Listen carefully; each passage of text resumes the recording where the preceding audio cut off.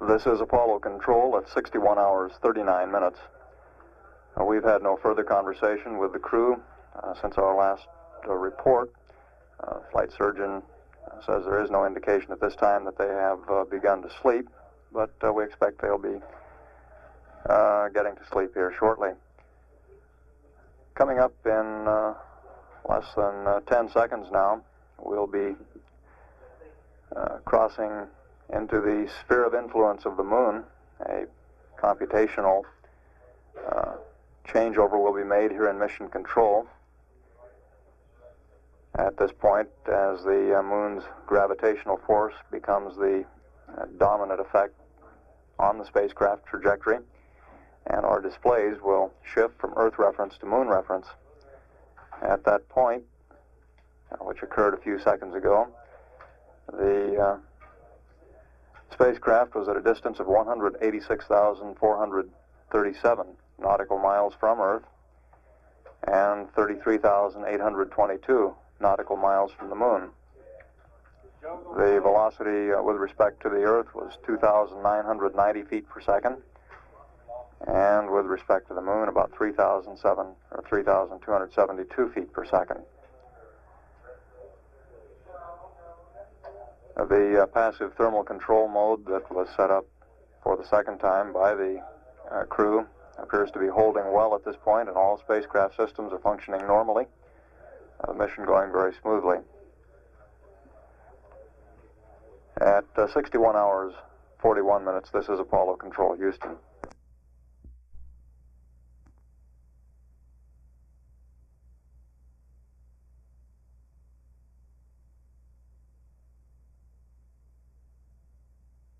This is Apollo Control at 62 hours, 29 minutes. The flight surgeon reports that the crew appears to have been asleep now for about the past 30 minutes. The spacecraft appears also to be holding its passive thermal control attitude very well. And at this time, Apollo 11 is about 32,000 miles from the moon, traveling at a speed of 3,782 feet per second. In the past 50 minutes or so, we've seen that velocity increase about 10 feet per second, going from 3772 feet per second to the present 3782, as the spacecraft continues to accelerate toward the moon. The change of shift briefing following this shift will occur at about 11:15 p.m. Central Daylight Time. Flight Director Glenn Lunny and his team of flight controllers are coming on now, being debriefed by the Eugene Kranz team, and that shift change will be occurring shortly here. The new capsule communicator will be astronaut Ron Evans. At 62 hours, 30 minutes, this is Apollo Control.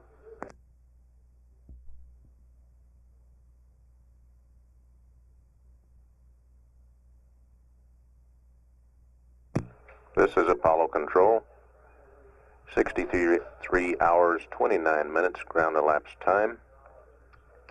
Some 5.5 hours remaining in the Apollo 11 crew scheduled rest period. The crew apparently soundly asleep at this time.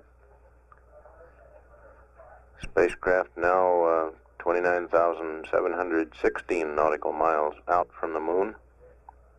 Velocity now 3,796 feet per second.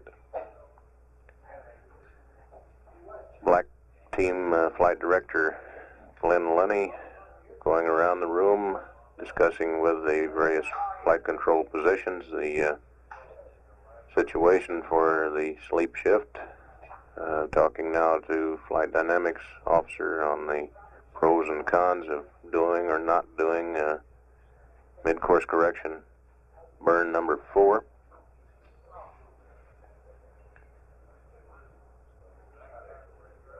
And at 63 hours, 30 minutes ground elapsed time, this is Apollo Control.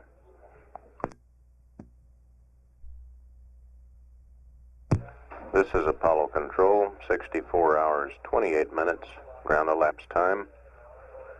Some 4.5 hours remaining now in the scheduled Apollo 11 crew sleep period. However, since there's little likelihood that mid-course correction burn number 4 will be done, since it's a very small magnitude maneuver, that the crew will be allowed to sleep another couple hours. At this time, Apollo 11 is some 27,529 nautical miles out from the moon, traveling at a velocity of 3,812 feet per second.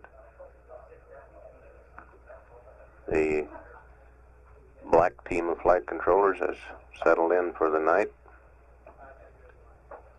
Everything rather quiet here in the control room. We're anticipating a playback of yesterday afternoon's TV transmission from Apollo 11, which lasted some hour and a half, in which the camera was taken into the lunar module at the end of its cable. This will be played back for the flight controllers, who at that time were, most of them were asleep. At 64 hours 29 minutes ground elapsed time, this is Apollo Control.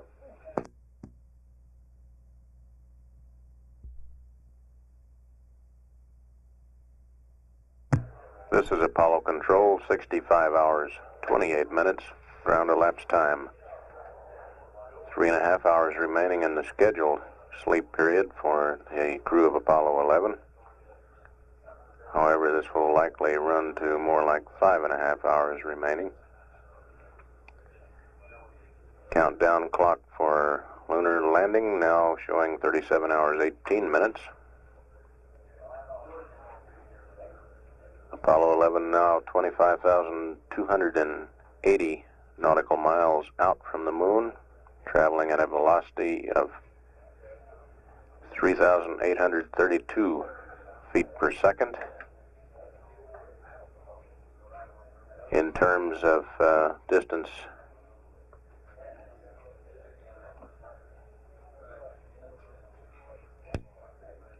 stand by. We thought we had some Earth reference numbers, but apparently that display is not up at this time.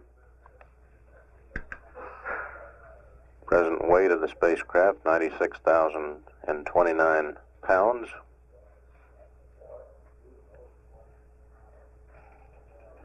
Presently being tracked by the tracking station at Honeysuckle Creek in Australia.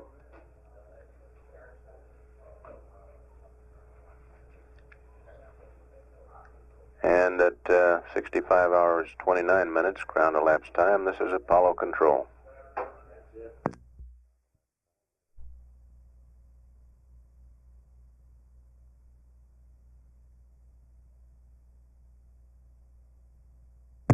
This is Apollo Control, 66 hours 29 minutes ground elapsed time. Apollo 11 presently 22,952 nautical miles out from the moon and traveling at a velocity of 3,858 feet per second. 2 hours 29 minutes shown remaining in the sleep period. However, as mentioned earlier, this likely will run another 2 hours. Clock counting down to lunar landing, showing 36 hours 16 minutes. Still tracking through the Honeysuckle Creek, Australia tracking station. And all is rather quiet here in the control center during the sleep watch. At 66 hours 30 minutes ground elapsed time, this is Apollo Control.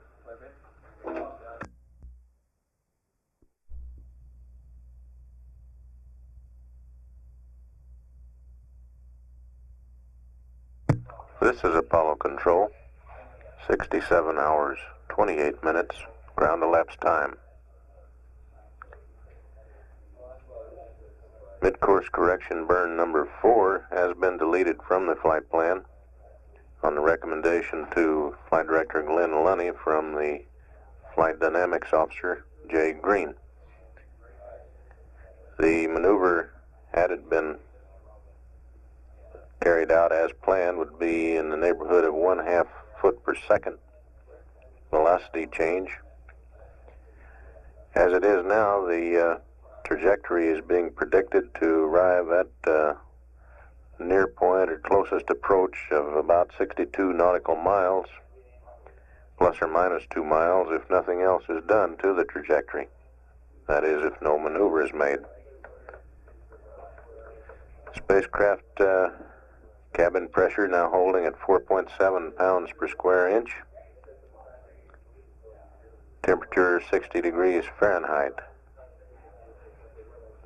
The planned sleep period has another hour and a half to go, but as mentioned earlier, will likely run another couple hours, inasmuch as mid-course correction burn number 4 will not be made, and the crew will not have to spend the time preparing to do the burn, to align the platform and do all the chores necessary for doing a maneuver of this sort.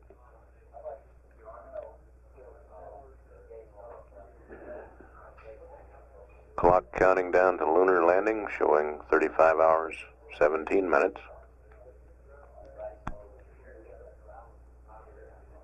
And at 67 hours, 29 minutes, ground elapsed time, this is Apollo Control.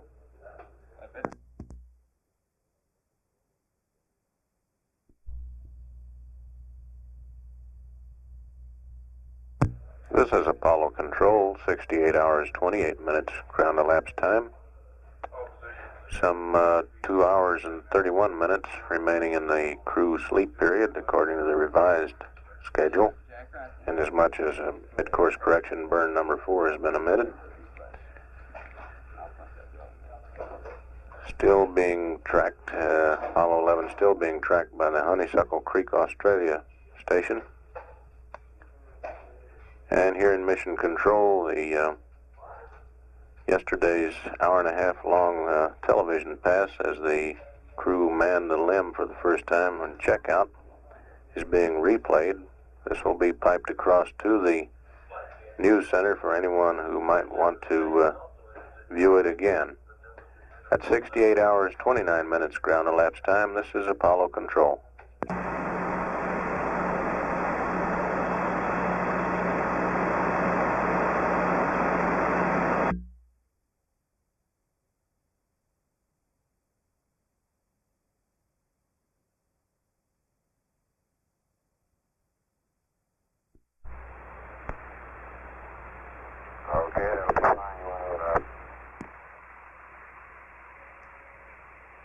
Say again, Buzz, you were cut out there.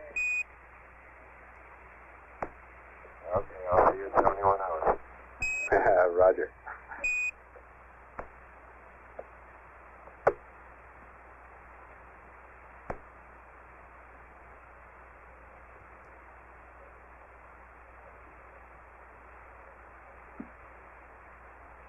This is Apollo Control. So much for that. Looks like they're going to turn over and go back to sleep. At 69 hours, 19 minutes ground elapsed time, this is Apollo Control.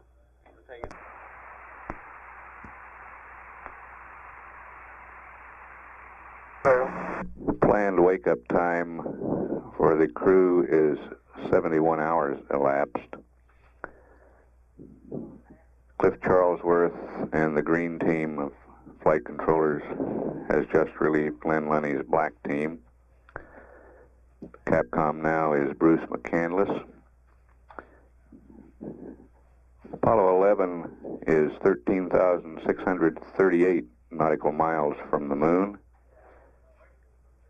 Velocity 4,047 feet per second, lunar referenced.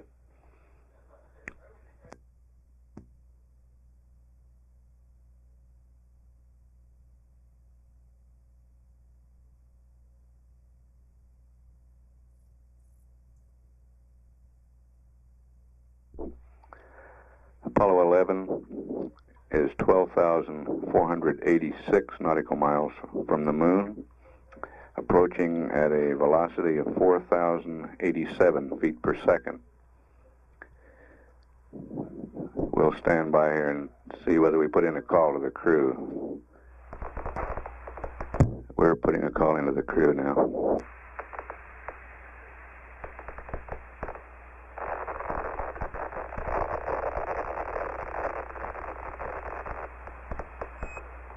Apollo 11, this is Houston, over.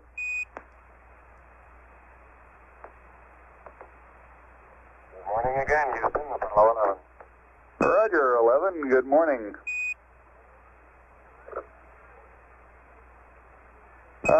Would you like the O2 purge this morning? Yes, indeed. O2 fuel cell purge at 71 hours, and when you feel like copying, I've got a flight plan update containing, I guess, that and some other items for you.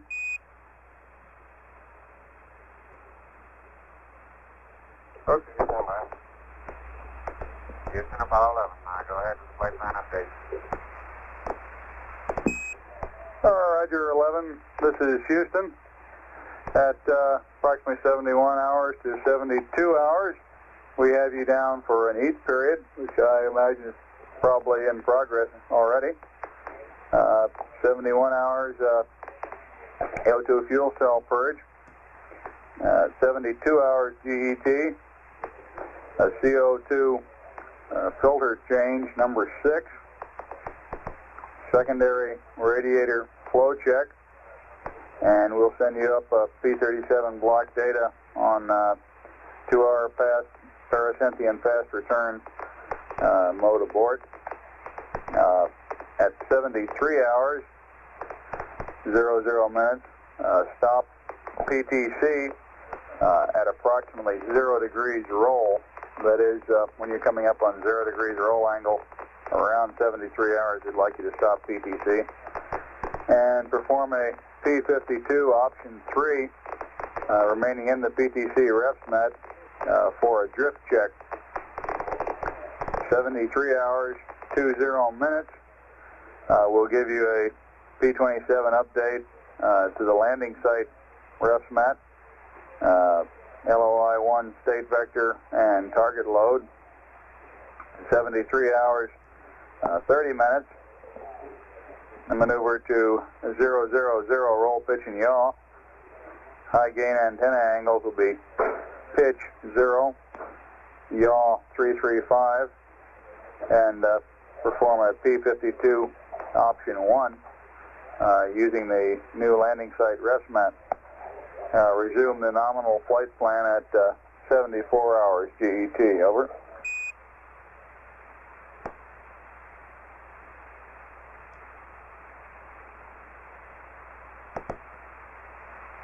Okay, we'll get started on fuel cell purge while we're eating. CO2 canister change number 6. Secondary radiator flow check. Stop the pads also 72 hours. Stop PTC, 0 roll at 73. Do a P52 option 3. We'll get your uplinked RefSmet to the landing site. And then at 000 degrees. Now, is this with the old RefSmet or the new RefSmet? This is with the antenna and pitch. This is with the new RefSmet, Buzz.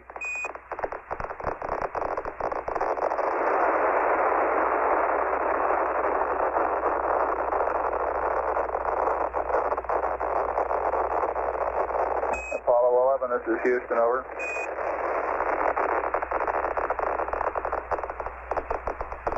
Apollo 11, this is Houston, over. Apollo 11, this is Houston, over. Houston, go ahead. Roger, 11. Correction on my last.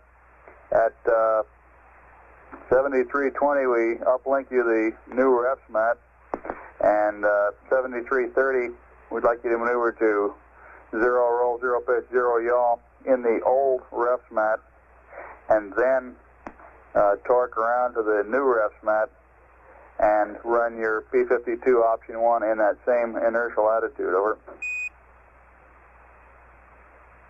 Roger, understand. And I got a consumables update when you're ready to copy. I just got up, but you didn't catch me on that one. Okay, I have one for you. Okay, we're ready to copy the consumable update. Roger. As of GET 6800, RCS total minus 4.5%, corresponding to approximately minus 53 pounds. Alpha minus 6.0%, minus 1.0%, minus 7.0%, minus 3.0%, H2 total minus 1.2 pounds, O2 total plus 10 pounds. Over.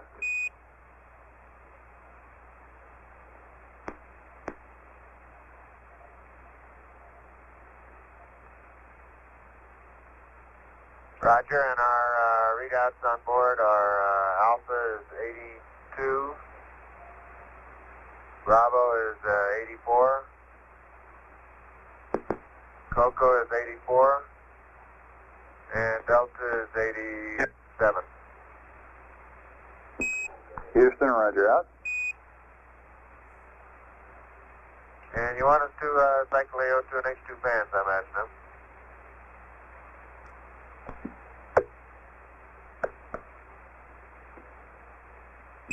This is Houston, affirmative, over.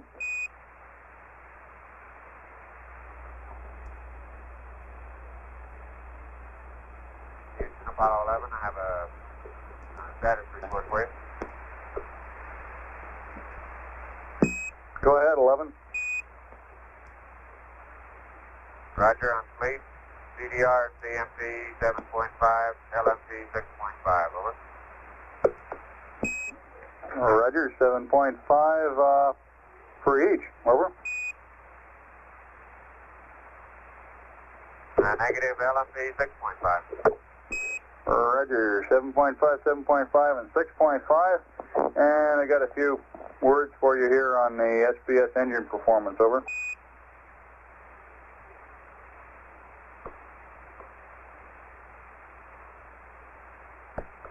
Okay, we're ready, let's. Okay, 11, it turns out that the engine performance during both of your burns so far this mission has been the same as it was on engine acceptance tests. The onboard PC reading is due to a known gauge calibration factor between what they've actually got in the chamber and what you're reading out on the gauge. We expect single bank operation to be 90, that is 90 psi on the gauge, with an actual chamber pressure of 905 psi.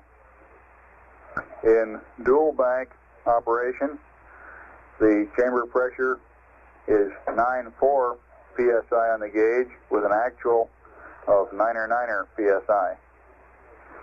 80 psi on the gauge on board correlates to 83 psi actual, and we recommend that you stick to an LOI termination Q of 80 psi on the gauge. That is no change to the mission rules, over.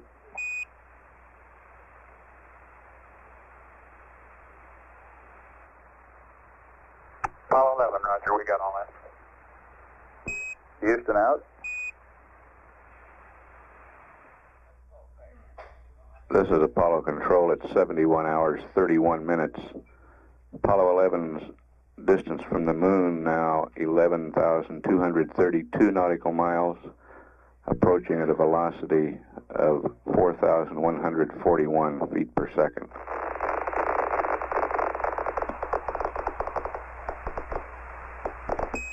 Apollo 11, this is Houston. Go ahead, over. Houston, you read Apollo 11? Roger, 11. We're reading you loud and clear now. We were down in the noise as we switched antennas a minute or so ago, over. Roger, what sort of settings could you recommend for that solar corona? We've got the sun right behind the edge of the moon now. Roger. quite an eerie sight. There's a very marked three-dimensional aspect of having the sun's corona coming from behind the moon waves. Roger. And it looks as though, I guess what's given it that three-dimensional effect is the earth shine. I can see Tycho fairly clearly, at least if I'm right side up, I believe that's Tycho, in moonshine. I mean in earth shine.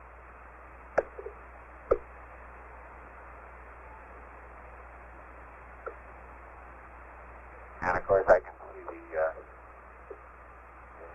sky is lit all the way around the moon, even on the limb of it where there's no earth shine or sunshine.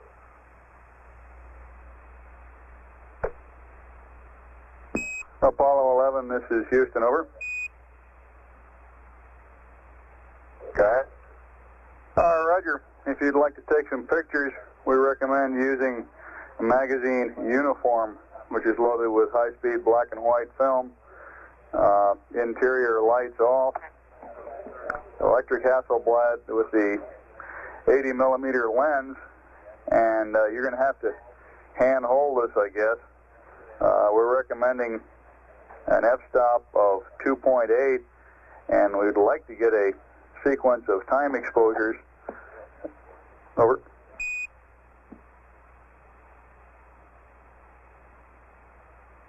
Okay, you want the magazine uniform instead of magazine tango? Roger, we're not trying to get you all wrapped up in a procedure here.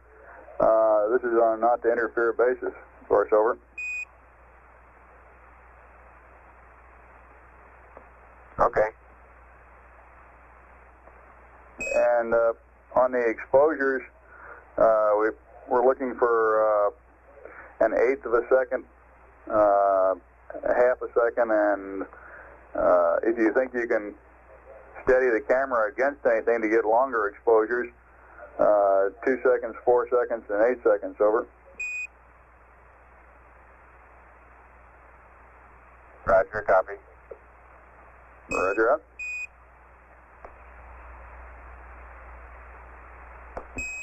Apollo 11, Houston, over.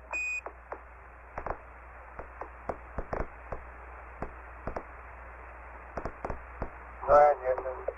Roger, we'd like to do a little cryo tank balancing. So if you could position the oxygen tank number 1 heater switched off and hydrogen tank 2 heater switched off, leaving all the rest of the cryo switches the same. We'll let it run that way for a few hours, over. Okay, stand by one of those switches. We'll get them in a minute. Roger. And how far out can you see the corona extending, over?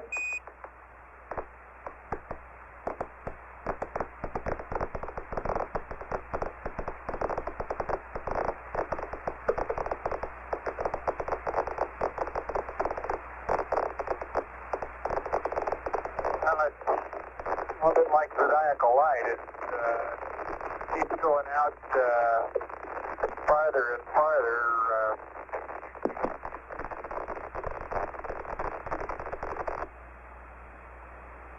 We'll talk about it a little more later. Roger, out. Apollo 11, this is Houston. I think we have comm again. We heard you calling, over.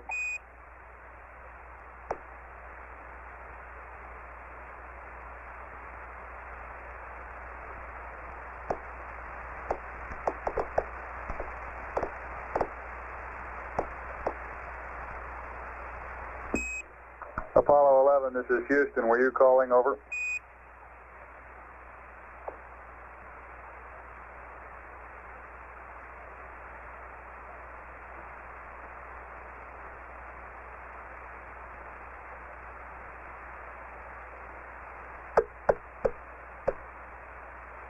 Houston, Apollo 11. I understand you want the heaters off for hydrogen tank 1 and oxygen tank 1. Is that affirmative?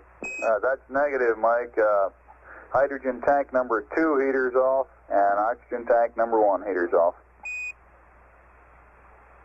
Okay. Roger, out.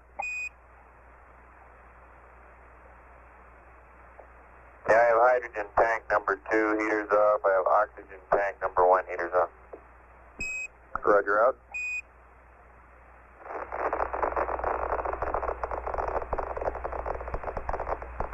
Houston, Apollo 11, the earth shine coming through the window is so bright you can read a book by it.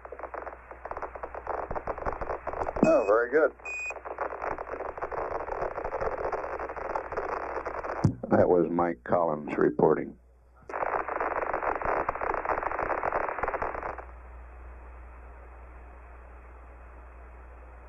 And Houston, I suggest that along the ecliptic line we can see corona light out to 2 lunar diameters from this location. The bright light only extends out about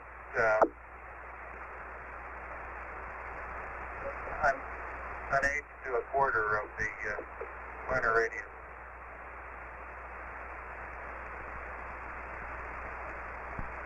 Roger, I understand that you can see the corona approximately 200 solar diameters out along the ecliptic, and the bright light extends out approximately 1/8 to 1/4 lunar radius. Over.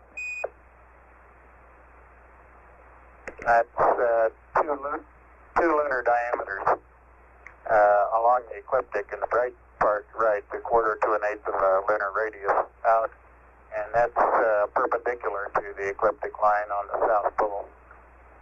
Roger.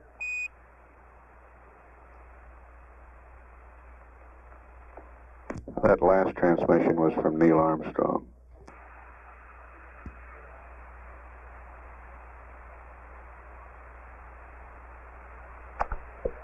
Houston, that's been a real change for us. Now we're able to see stars again and recognize constellations for the first time on the trip.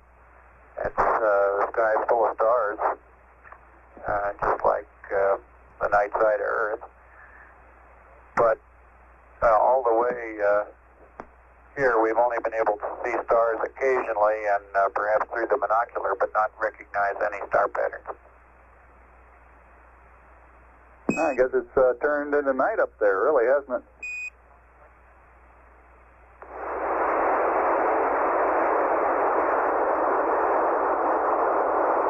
This is Apollo Control. It's 72 hours, 7 minutes. Apollo 11 is 9,761 nautical miles from the moon. Velocity 4,217 feet per second. Weight 96,012 pounds.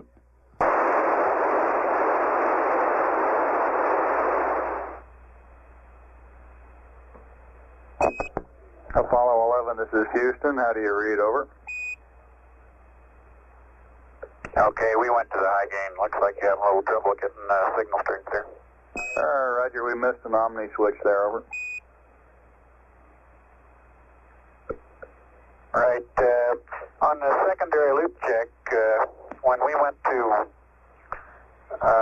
flow on the secondary radiators, the quantity dropped from 40% down to 36 in the first 10 seconds and then stabilized at 36 for the remainder of the 30 seconds.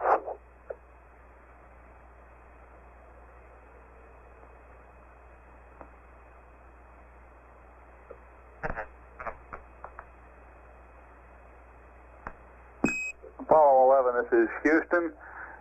We believe that's normal system operation. The radiators are expected to be very cold right now, and apparently the decrease you saw was due to contraction in the fluid. Over.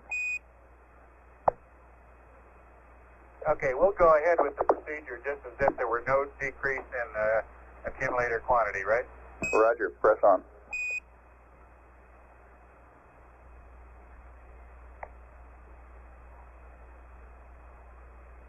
And Houston, the secondary radiator flow check is complete and satisfactory. Houston, roger, out.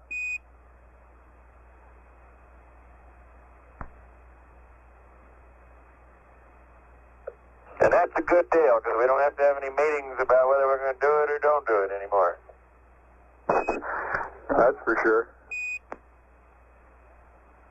That was a Mike Collins comment.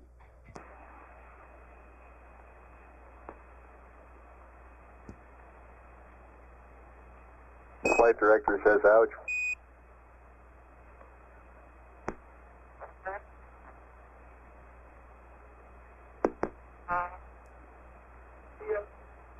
No, no ouch intended. I enjoyed every one of those meetings.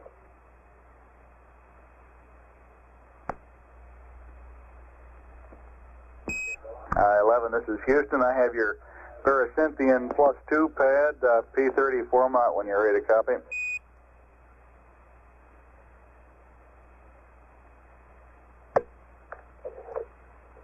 Roger, stand by.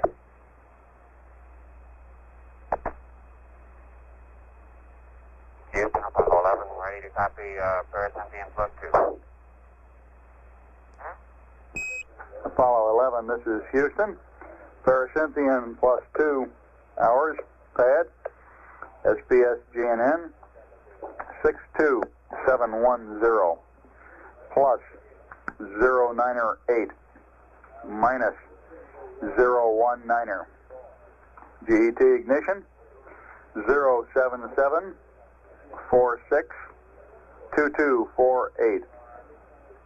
Delta VX down 81 plus 32148 minus 00455 minus 10377.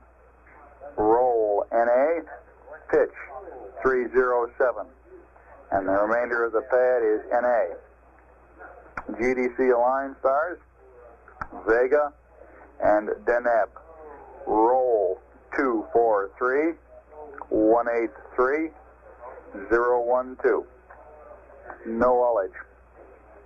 Remarks. Assumes landing site refs mat and docked. Over.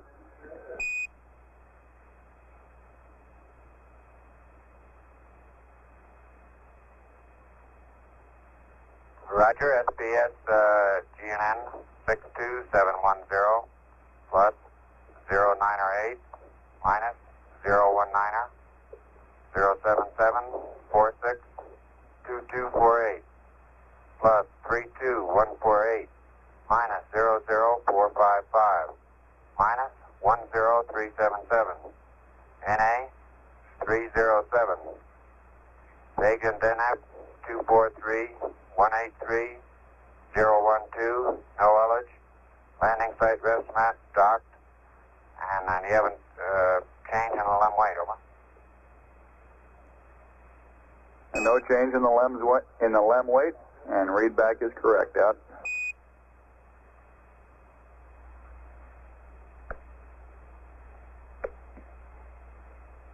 Apollo 11, this is Houston, over. Roger, go ahead.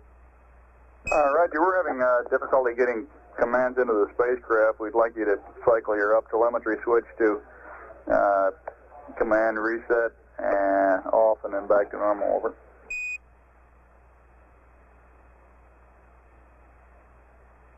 Okay, we'll do it.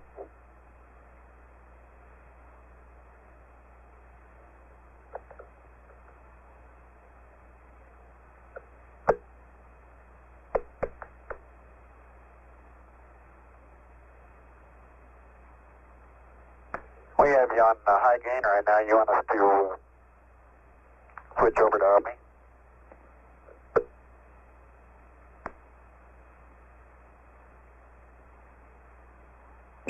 Negative. We'd like to stay on the high gain if we can, over.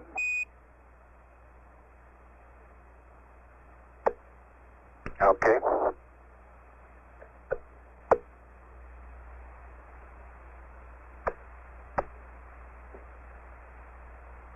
Apollo 11, this is Houston, over.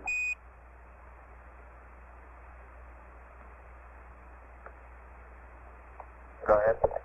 Roger, we'd like you to switch to Omni Delta as we show you approximate the scan limit of the high gain antenna.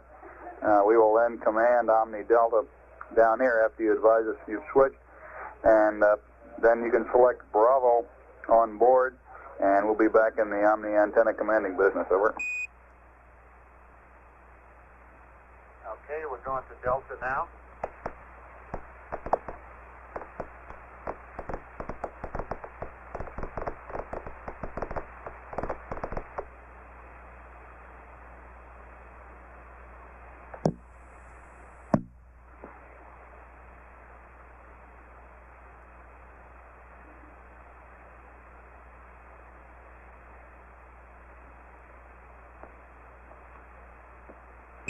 Houston, you can go ahead and select Omni Bravo on board now.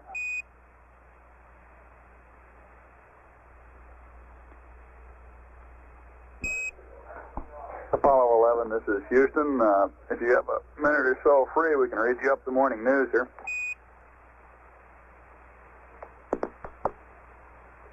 Go right ahead. Let's hear it. Roger, hot from the wires of the MSC Public Affairs Office, especially prepared for the crew of Apollo 11. Okay, first off, it looks like it's going to be impossible to get away from the fact that you guys are dominating all the news back here on Earth. Even Pravda in Russia is headlining the mission and calls Neil the czar of the ship. I think maybe they got the wrong mission. West Germany has declared Monday to be Apollo Day. School children in Bavaria have been given the day off. Post office clerks have been encouraged to bring radios to work, and Frankfurt is installing TV sets in public places.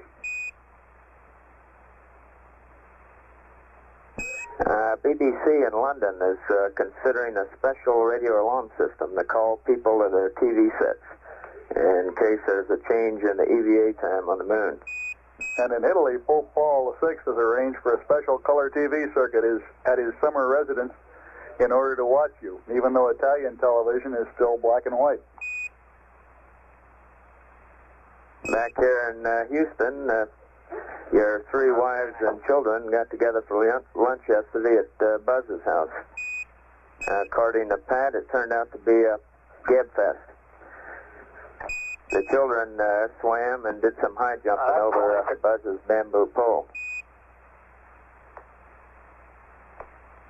In Moscow, space engineer Anatol Koritsky was quoted by TASS as saying that Luna 15 could accomplish everything that had been done by earlier Luna spacecraft.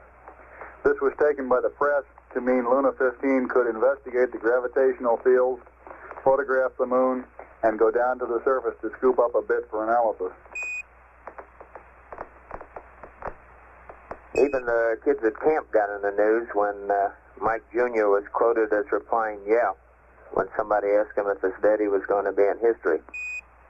Then after a short pause, he asked, "What is history?"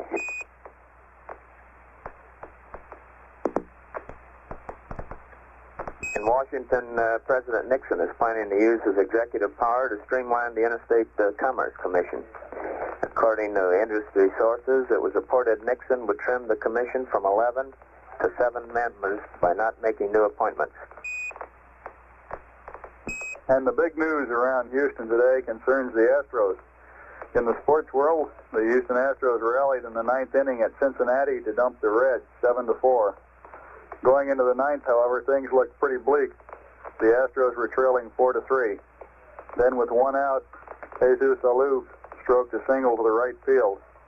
John Edwards hit another single to right, and Sandy Valdespino hit a double to bring in the tying run. Julio Gauthier was walked, and Joe Morgan dropped a bunt for the game-winning play. A wild throw to the plate and allowed another run to score. Then a sacrifice fly by Dennis Menke brought in the final run. They really came through in the ninth. And other games in the National Yeah, League. those Astros really been catching those flies since they put a roof on the stadium. Good work.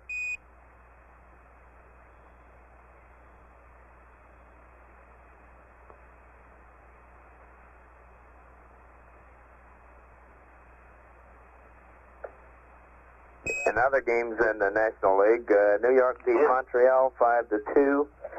Pittsburgh beat St. Louis 4-1. And Atlanta over San Diego in the first game of a doubleheader 6-2. In the American League, Detroit beat Cleveland 4-0. New York trounced Washington 5-0. Boston out-hit Baltimore to score 6 runs to the Orioles 2. and Chicago beat Kansas City 6-1. Okay, in golf world, Tommy Jacobs, an infrequent competitor in recent years, took the lead in the Philadelphia Golf Classic yesterday. His second round score was 139. You might be interested in knowing, since you are already on the way, that a Houston astrologer, Ruby Graham, says that all the signs are right for your trip to the moon. She says that Neil is clever, Mike has good judgment, and Buzz can work out intricate problems. She also says Neil tends to see the world through rose-colored glasses, but he is always ready to help the afflicted or distressed. Neil, you are also supposed to have, quote, intuition that enables you to interpret life with feeling, unquote. Buzz is to be very sociable and cannot bear to be alone, in addition to having excellent critical ability. Since she didn't know at what hour Mike was born, she has decided that he either has the same attributes as Neil, or he is inventive with an unconventional attitude that might seem eccentric to the unimaginative. And last but not... Who said all that? Ruby Graham, an astrologer here in Houston.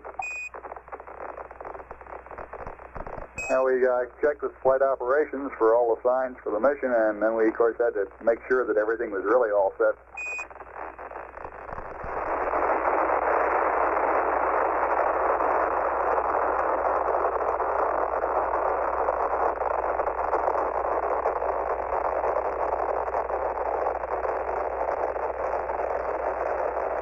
Houston 11, didn't cut in and out every time I did.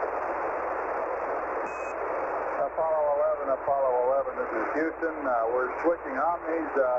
Can you stand by for about 2 minutes?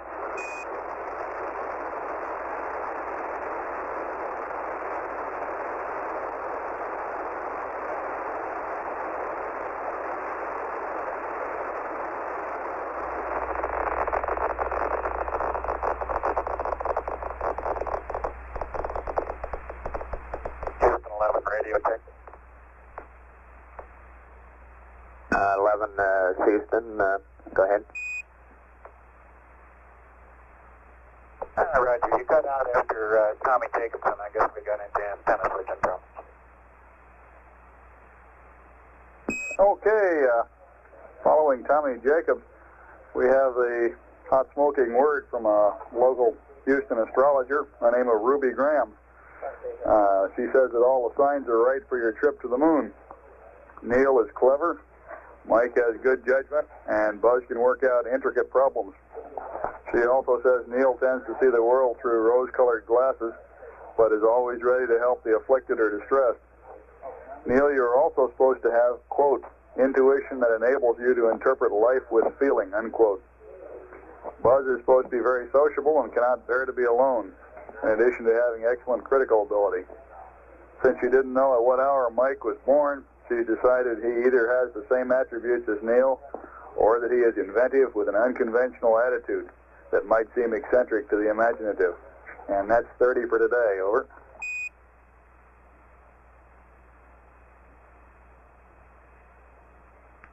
Well, thank you much. They're Bruce and Fred show. We appreciate that. Roger.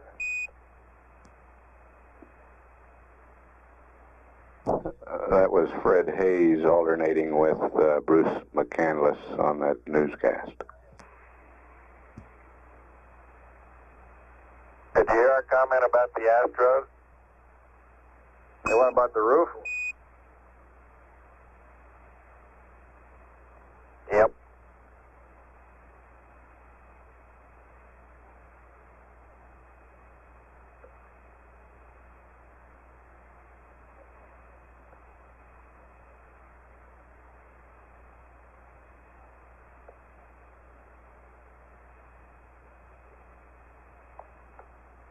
Hey, Mike, the game was at Cincinnati there, and we think that they're still using Crosley Field up there. I don't believe it has a roof on it.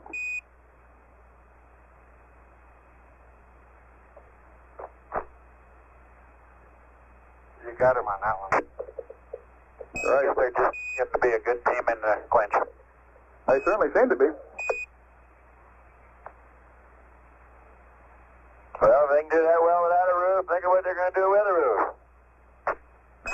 Roger, out. We're trying.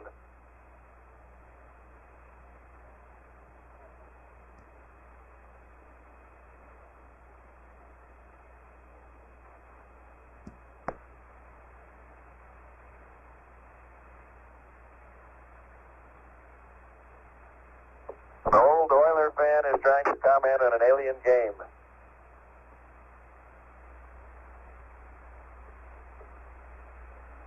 And you tell Michael Jr. history or no history, he better behave himself. Roger, we'll pass that along, Mike.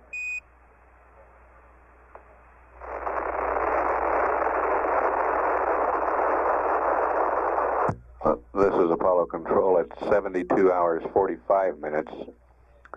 Apollo 11 is now 8,188 nautical miles from the moon, approaching at a velocity of 4,324 feet per second.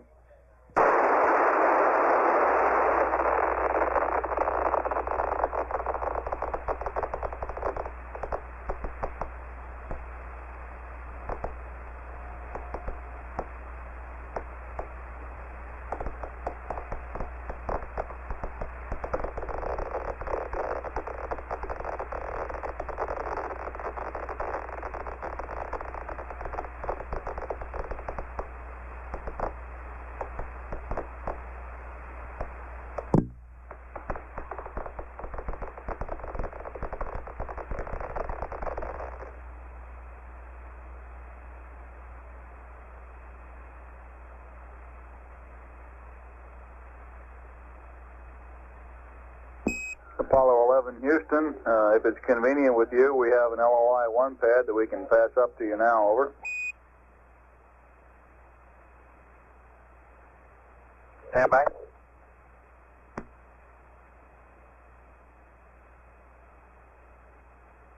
Houston, Apollo 11. The next time we pass through roll 0, we're going to stop PTC, and that'll give us 90 degrees pitch. Now, I understand you want us to move from 90 degrees pitch to 0 degrees pitch for the platform align, option 1. Is that affirmative?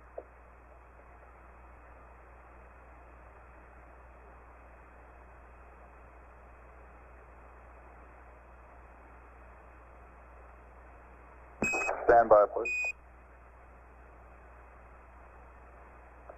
And we're ready to copy on the LOI-1.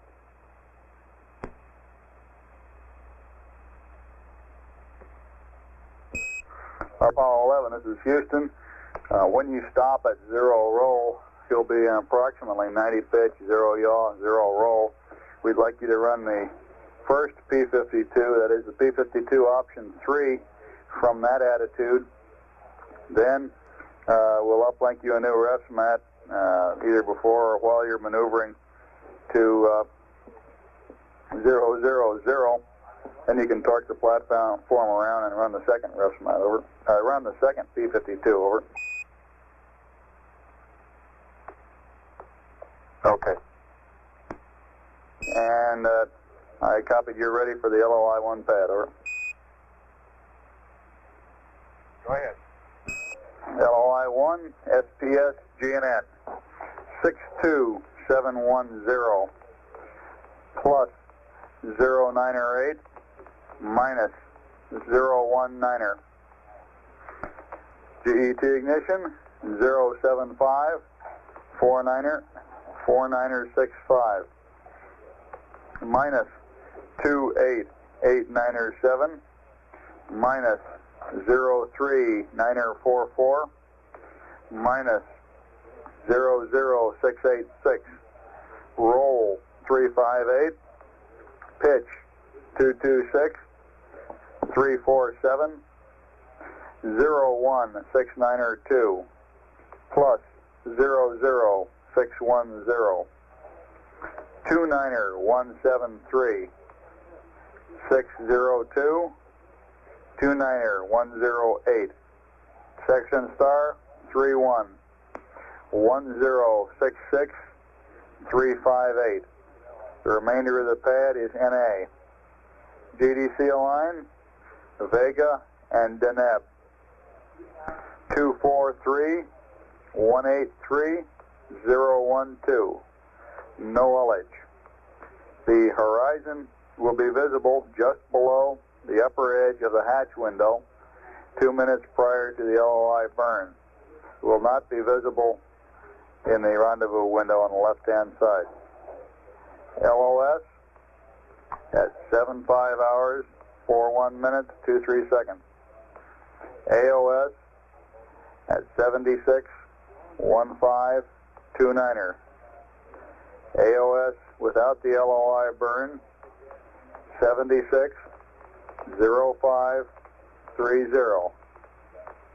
The values which you would see on noun 42 prior to LOI burn are HA plus 431.3, HP minus 128.2. Read back over.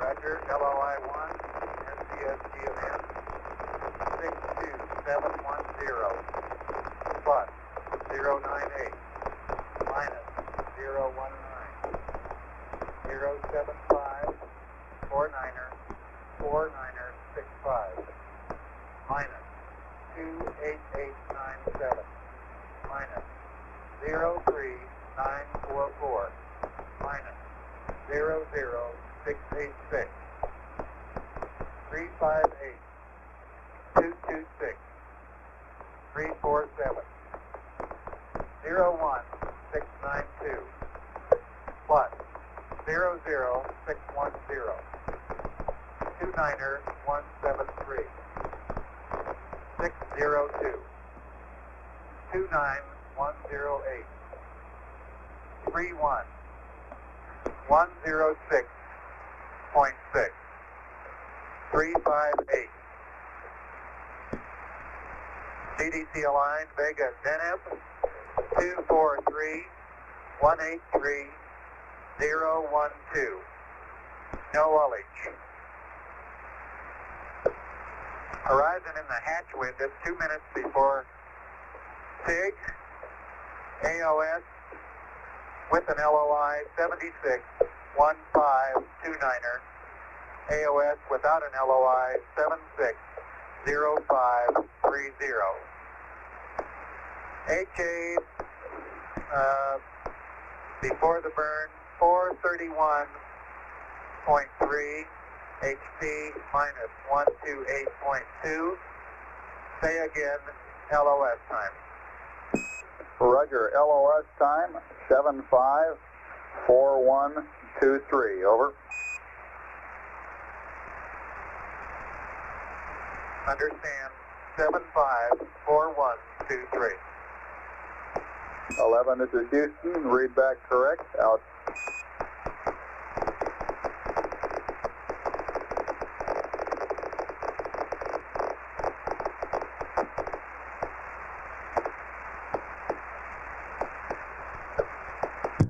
That was Neil Armstrong with the read back of the Lunar Orbit Insertion Burn number 1 pad. The ignition time for that burn, 75 hours, 49 minutes, 49 seconds. That's 2 hours, 57 minutes, 49 seconds from this time. Duration of that burn, 6 minutes, 2 seconds.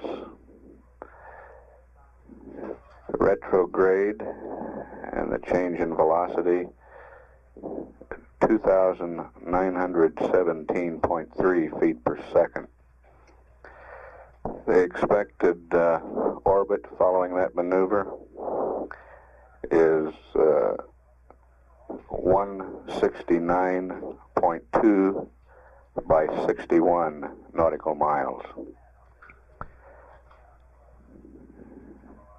To repeat the LOS, AOS times, we will lose signal with Apollo 11 at 75 hours, 41 minutes, 23 seconds as it goes behind the moon. Given a successful Lunar Orbit Insertion number 1 burn, We will acquire the signal at 76 hours, 15 minutes, 29 seconds. If for some reason Apollo 11 cannot perform the burn, we will acquire the spacecraft at 76 hours, 5 minutes, 30 seconds.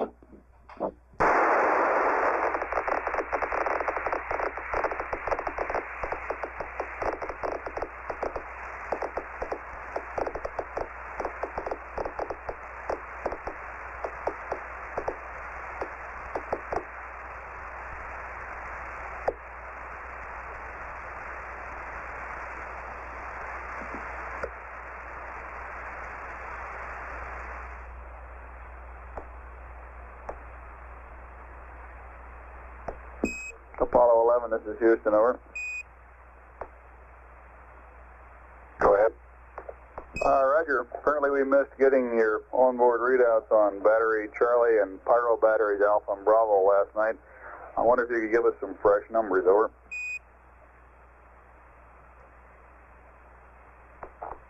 You got the readings now? Yes, please.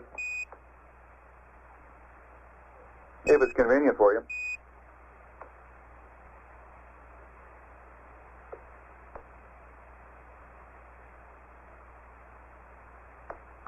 Okay, all three of them are still 37.1. Roger, 37.1 cubed out.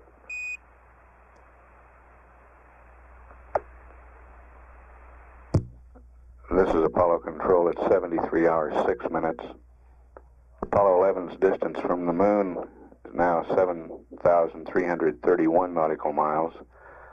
Velocity 4,399 feet per second.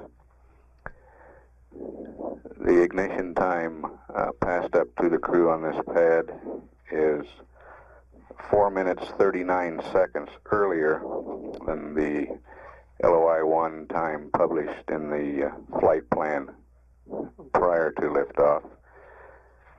This means that all lunar events will move forward from the published flight plan times by this amount of time, 4 minutes 39 seconds. This time will be made up during the trans-Earth coast, and splash should occur at the flight plan time. This is Mission Control, Houston.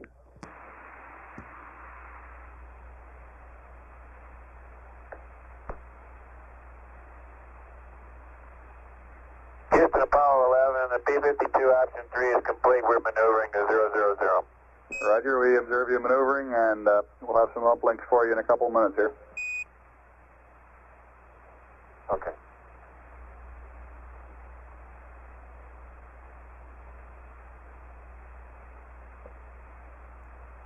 Apollo 11, this is Houston. We observe you in Foo. If you'll give us accept, we'll start our uplinks.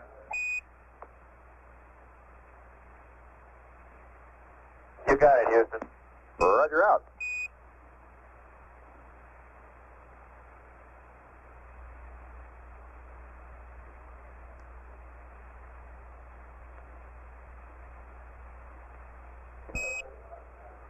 Apollo 11, this is Houston, over.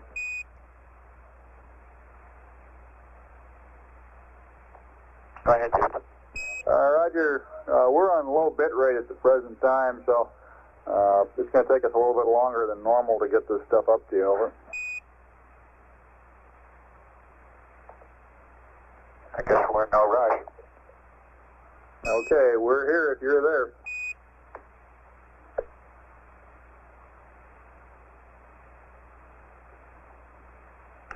View of the moon that we've been having recently is really spectacular. It fills about 3/4 of the hatch window, and of course we can see the entire circumference, even though part of it is in complete shadow and part of it's in earthshine. It's a view worth the price of a trip. Well, there are a lot of us down here that would be willing to come along.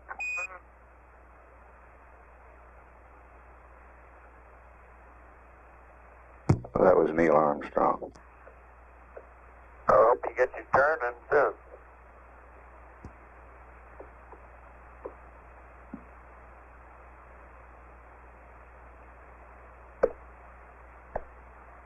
One of these days we'll be able to bring the whole motor along, I hope.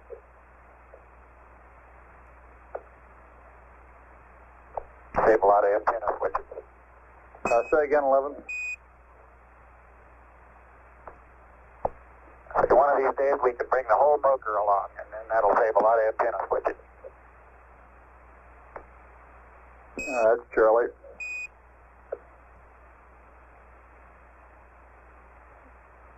The MOCR is the Mission Operations Control Room. It's the control center here.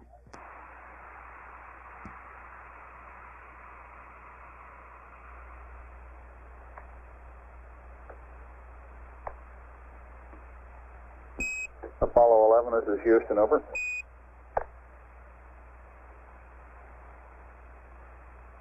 Go ahead, Houston. 11, this is Houston. We're showing you. Czar is brushing his teeth, so I'm filling in for him. Say again, please. I said the Czar is brushing his teeth, so I'm filling in for him. What can we do for you? Roger. Well, if you don't get in the way of the Czar while he's brushing his teeth, we'd like you to bring up the primary accumulator quantity a little bit.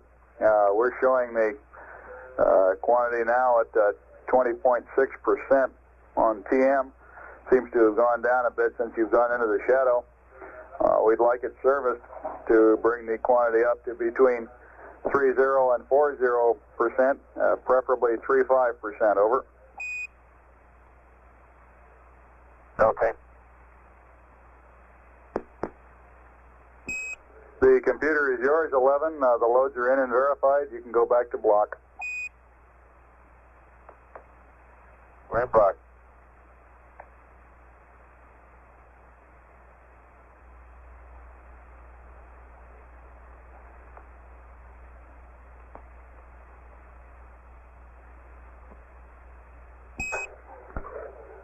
This is Houston. On the basis of your last P52 alignment, the platform looks like it's indeed performing very well. No problems there, no updates required, and no PIPA bias update is required either. Over. Sounds good.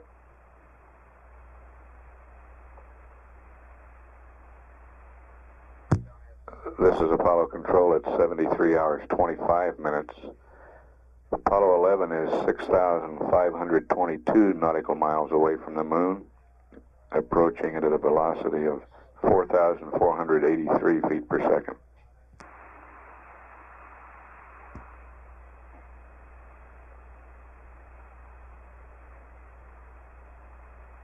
Houston, Apollo 11, radio check. 11, this is Houston. Loud and clear, over. Okay, just checking. You want high gain? Roger, if you can give it to us. Okay.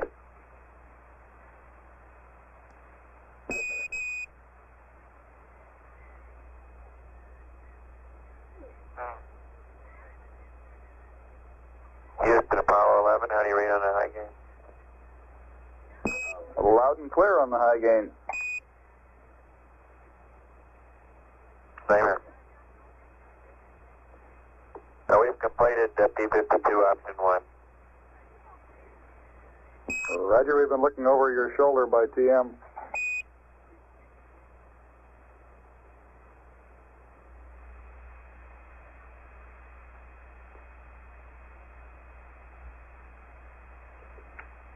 Houston, Apollo 11, standing by to copy TGI 1 and TGI 4, over.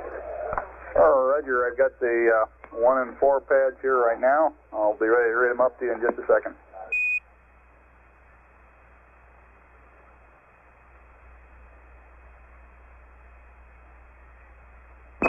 This is Houston. I'm ready with the TEI 1 and 4 pads, over.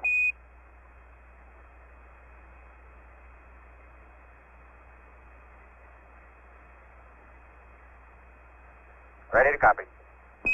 Roger, TEI 1, SPS GNN 38658 minus 054 plus 065. TIG 078020345 plus 29180 plus 03779er minus 01325. Roll NA, pitch 041. The balance of the pad is NA. Ullage, 2 jets, 19 seconds. TEI 4 pad, SPS GNN 38658. Minus 054 plus 065. TIG 084 29er 5059er plus 31373 plus 03760 minus 00968. Roll NA, pitch 034. The rest of the pad is NA, ullage, 2 jets, 1/9 seconds. Both of these pads are for an undocked maneuver. TEI plus 4 pad assumes no LOI-2. Over. Make that TEI 4 pad, assumes no LOI-2.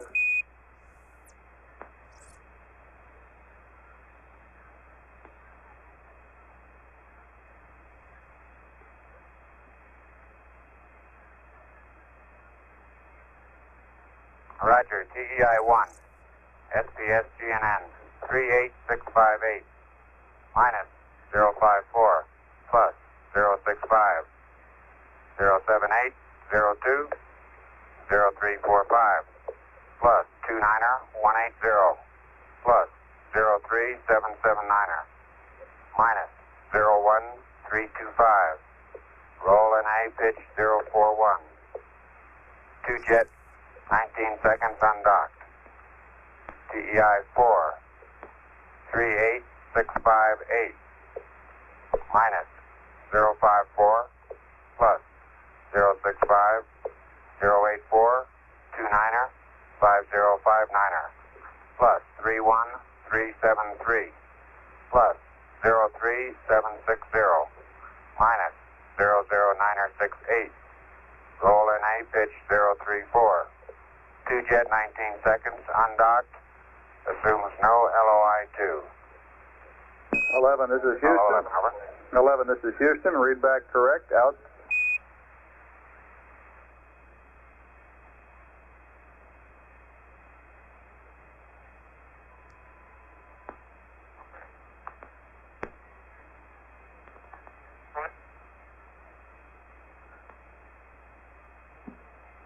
That was Buzz Aldrin with the readback of that information, which was for contingency trans-earth injection burns if required shortly after lunar orbit insertion.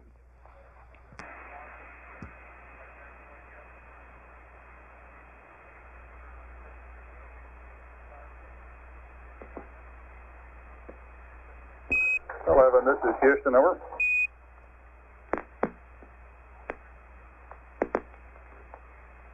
Roger, go ahead, Houston. Roger, at GET of 7430, we'd like you to cycle the fans in all 4 cryo tanks and position the heaters in all 4 cryo tanks to the auto position. We're doing this in advance of LOI in order to ensure that you don't have any destratification as a result of the burn, which might result in giving you a master caution and warning during the burn. Over. Okay, with that 7430, you want us to cycle the heaters and cycle the fans and turn all the heaters on. All the heaters to auto, cycle the fans at 7430 about 25 minutes from now. Over. Okay.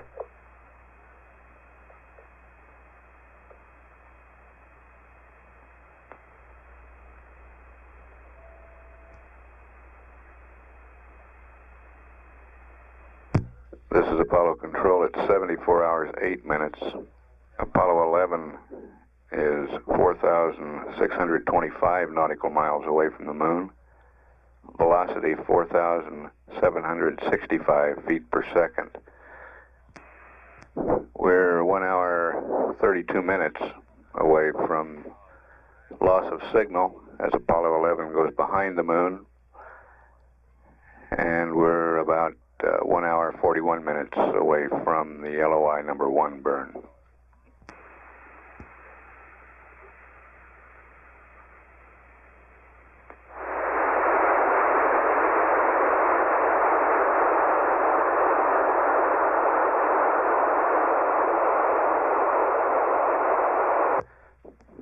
This is Apollo Control at 74 hours, 32 minutes.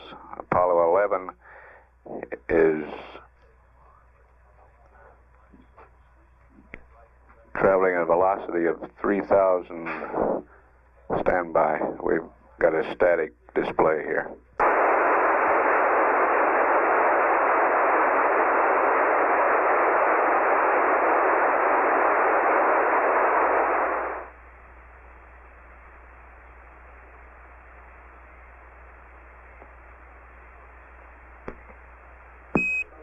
This is Houston, radio check over.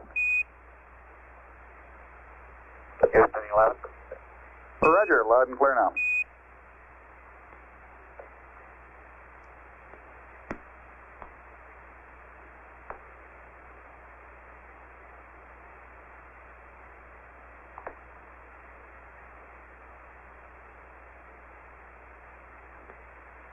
Houston, Apollo 11. Go ahead, 11.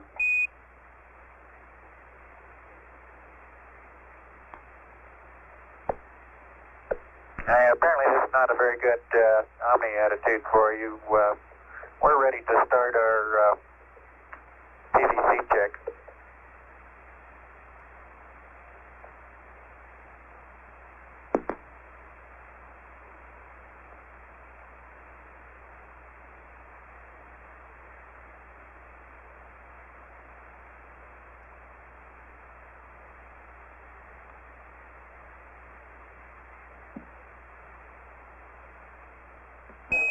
This is Houston.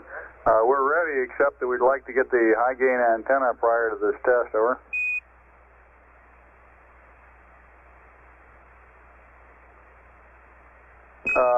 Can you give us a couple of pointing angles? Roger, from an attitude with 60 degrees roll around to an attitude of roll 058 inertial would be pitch plus 30 and yaw 270 on the high gain antenna. Thank you.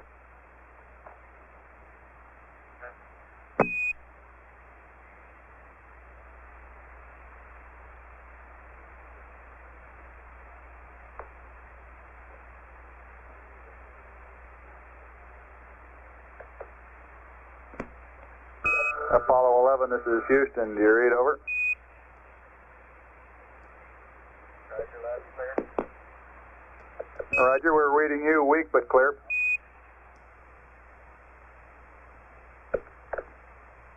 Roger, we put our roll for a misfin track in the wrong sign. Going to continue rolling around until we get high gain here. And we'll delete the pitch. It was scheduled after the TVC check. Say again, please, 11. Roger. We put the wrong sign Roger. in for the roll correction to get misfin high gain, and we're continuing rolling around to get the proper attitude for high gain. At this time, we will delete the pitch maneuver that was scheduled subsequent to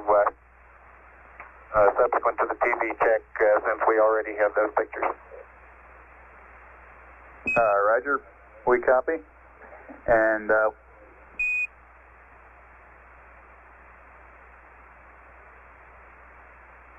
we recommend that you go ahead and complete your TVC test on board.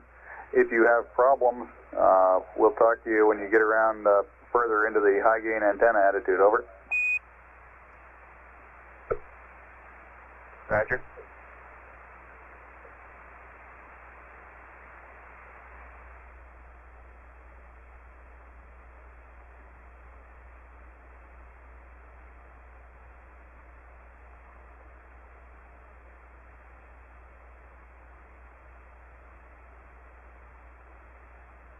This is Apollo Control. It's 75 hours into the mission.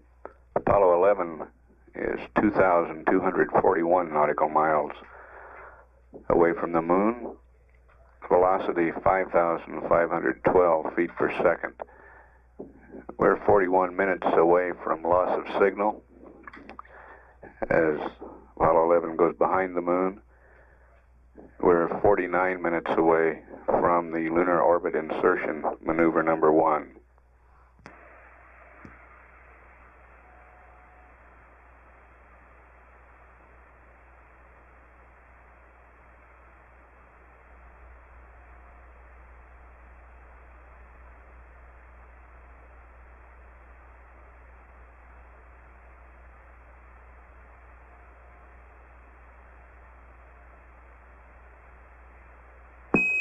Apollo 11, this is Houston. We observed your gimbal test down here and it looked good to us. Over. Roger, look good here.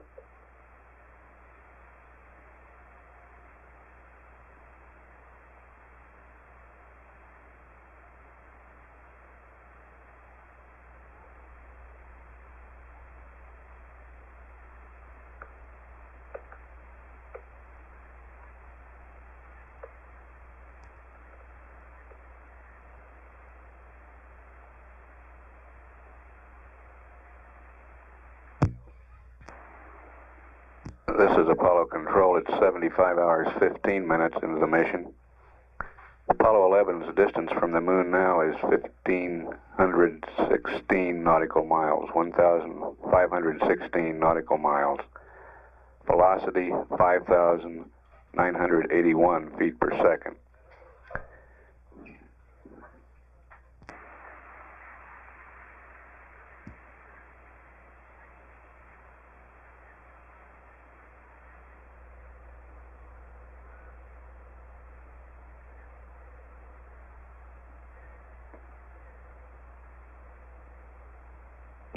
Apollo 11, this is Houston. Radio check. Over.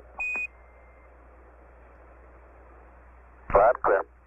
Roger, and your systems are looking good from down here. Yeah, looks good up here too, Bruce.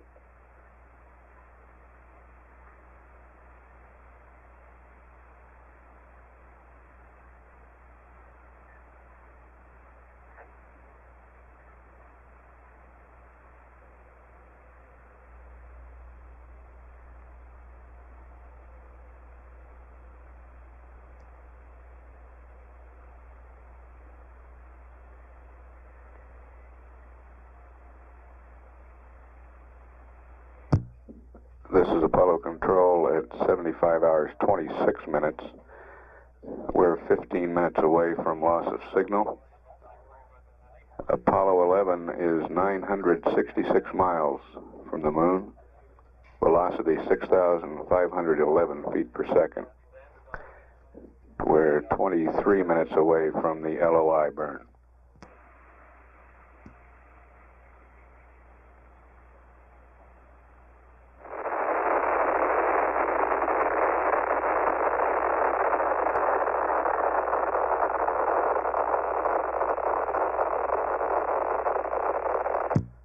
Flight Director Cliff Charlesworth polling the flight controllers for the go, no-go status for LOI now.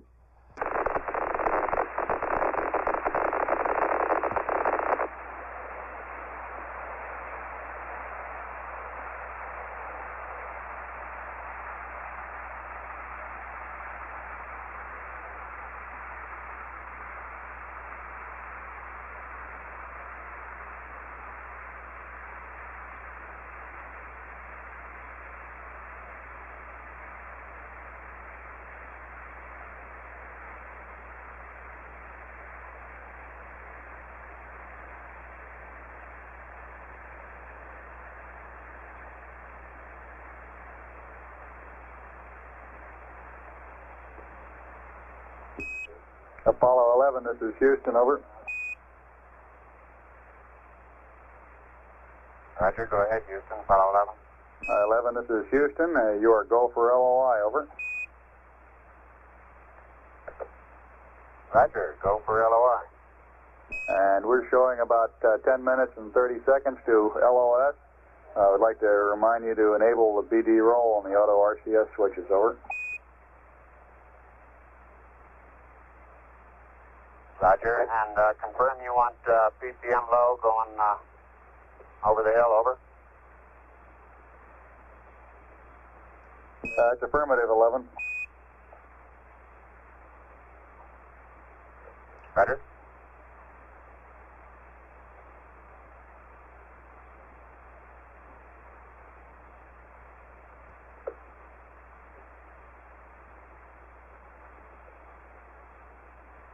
That was Buzz Aldrin confirming the go.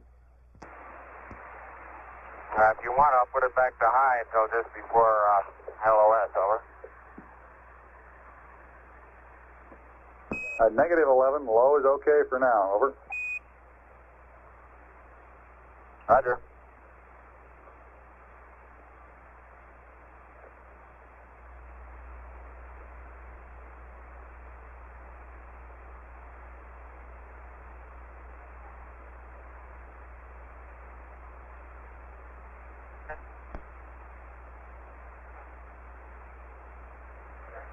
Houston, you want to give me a time check, please? Roger. I'll give you a mark at 13 minutes and 30 seconds to ignition. Okay. And then a GET, please. Stand by a minute.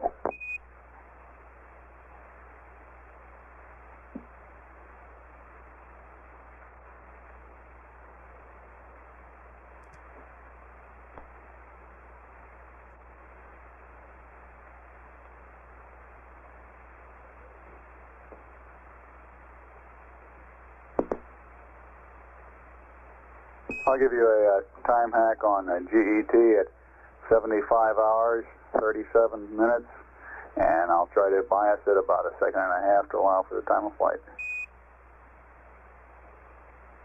Okay. Stand by.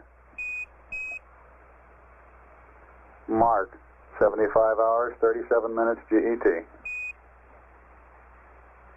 Thank you. And I'll give you a time hack on the time to ignition at 12 minutes to ignition, over. Okay.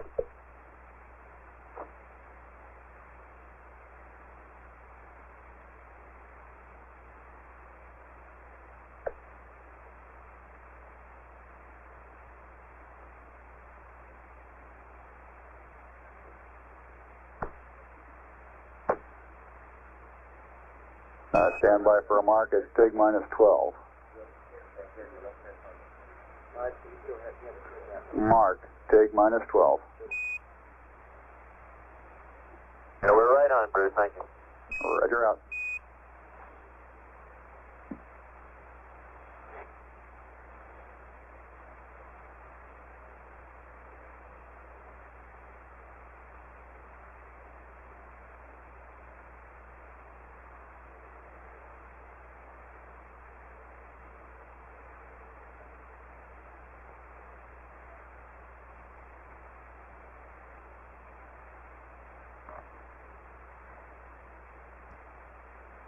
We're 3 minutes away from loss of signal. Apollo 11 is 425 nautical miles from the moon. Velocity 7,368 feet per second. Weight 96,012 pounds.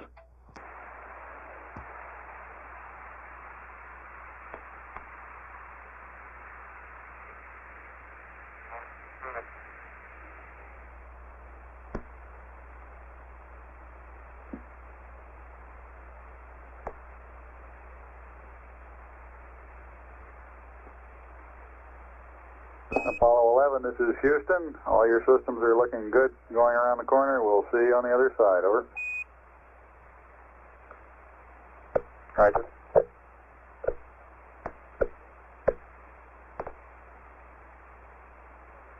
Everything looks okay up here. Roger, out.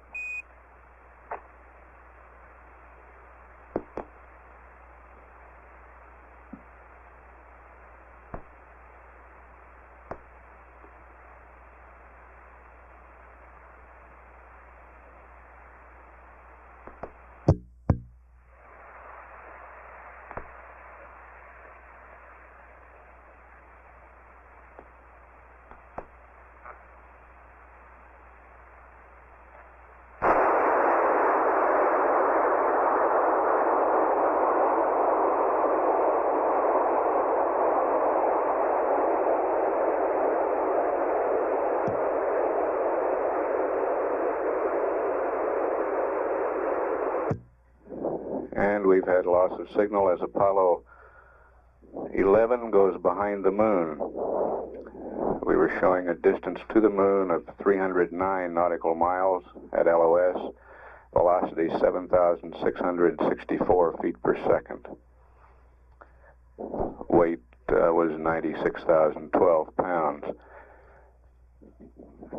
We're 7 minutes, 45 seconds away from the LOI #1 burn, which will take place behind the moon, out of communications.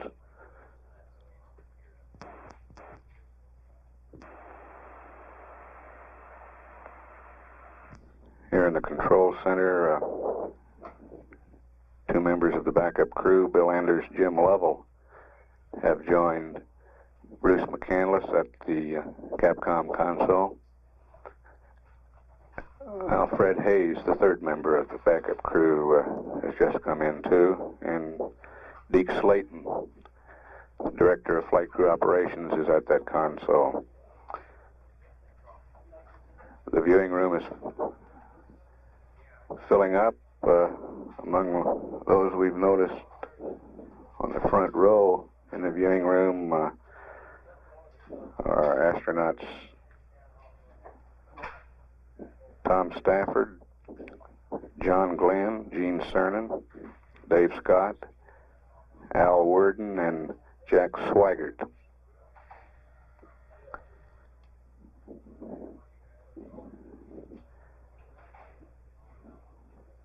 With a good lunar orbit insertion burn, the Madrid station should acquire Apollo 11 at 76 hours, 15 minutes, 29 seconds. Acquisition time for no burn, 76 hours, 5 minutes, 30 seconds.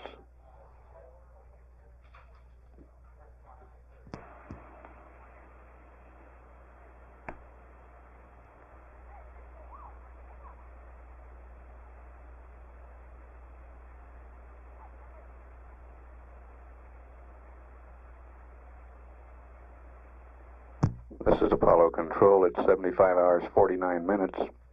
Apollo 11 should have started this long burn. Duration 6 minutes, 2 seconds. Delta V 2,917 feet per second. Given that burn, we expect an orbit of 61 by 169.2 nautical miles.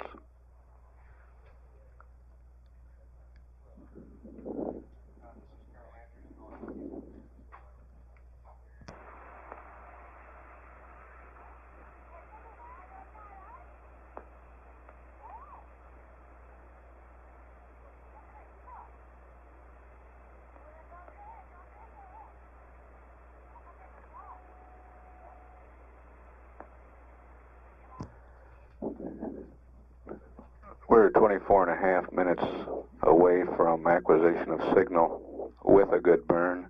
Well, the clock has not yet started counting for the other acquisition time. We'll take this line down now and come back up just prior to the acquisition time for no burn. This is Mission Control, Houston.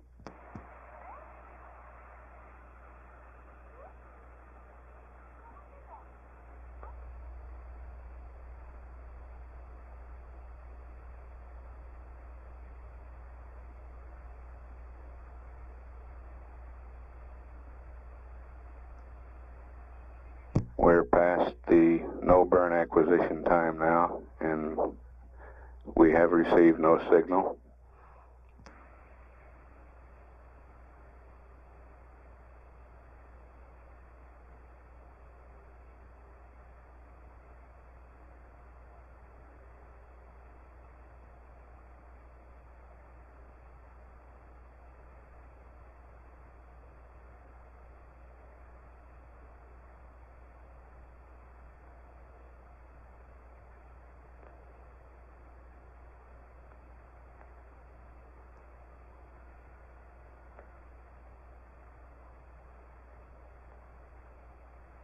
It's very quiet here in the control room. Most of the controllers seated at their consoles, a few standing up, but very quiet.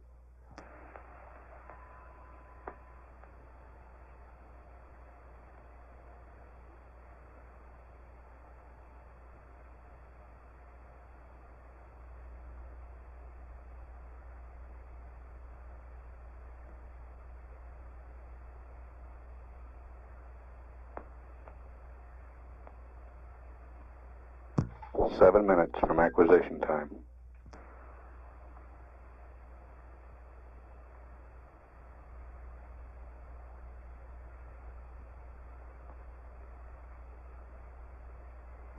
If Apollo 11 achieved only a partial burn, we could receive a signal any time. So we'll continue to stay up until acquisition time of 76 hours, 15 minutes, 29 seconds.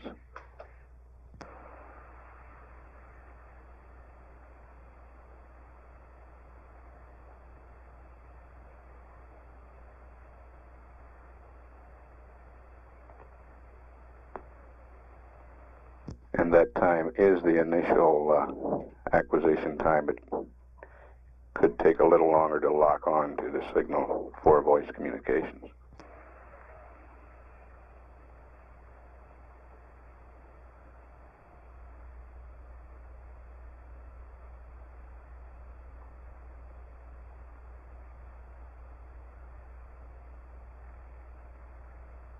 There are a few conversations taking place here in the control room, but not very many. Most of the people sitting quietly, watching and listening, not talking.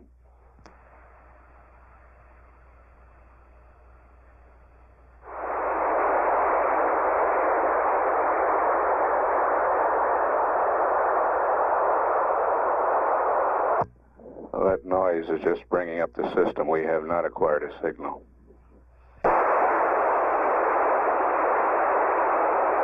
We're a minute and a half away from acquisition time.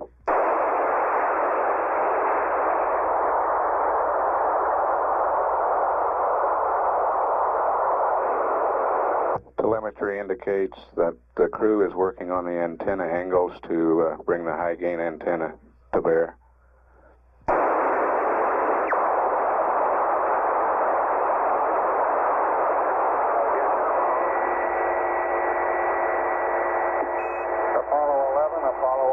Houston, how do you read? Reading you loud and clear, Houston, how are you? Roger, reading you the same now. Could you repeat your burn status report? We copied the residuals and burn time, and that was about it. Send the whole thing again, please.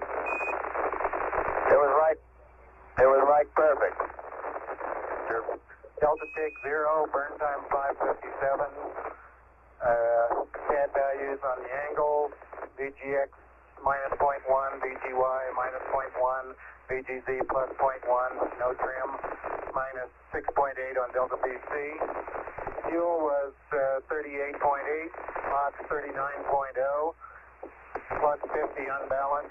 We ran an increase on the pugs. Now to 44, showed us in a 60.9 by 169.9. Roger, we copy your burn status report.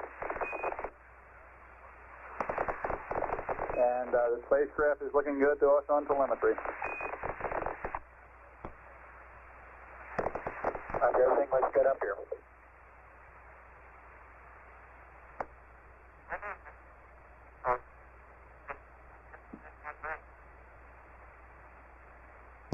That burn report was by Neil Armstrong.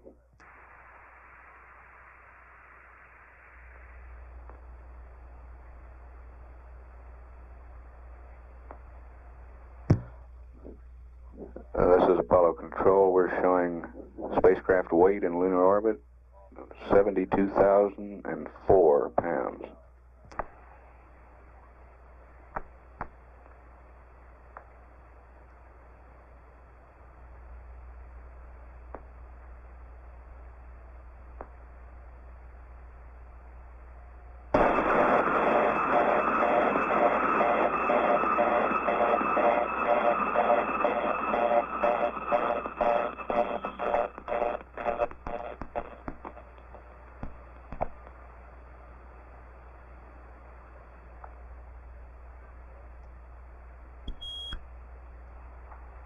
Apollo 11 is getting its first view of the landing approach.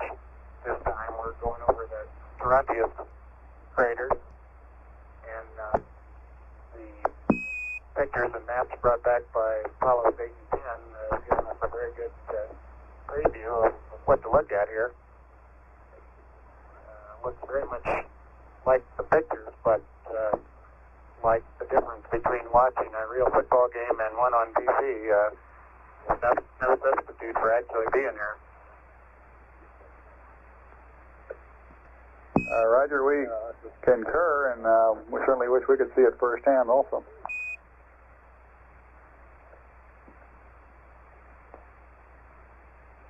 That was Neil Armstrong.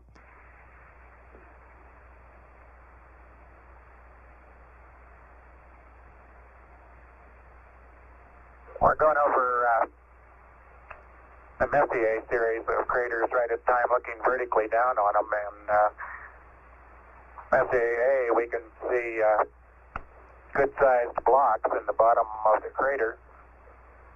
I don't know what our altitude is now, but that indicates those are pretty good-sized blocks.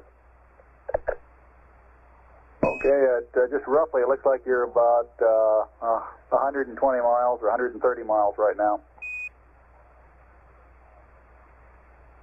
Makes that 127 miles.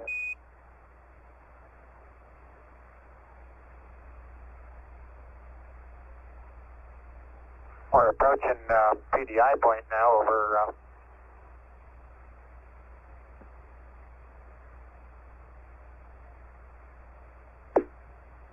Secchi in sight.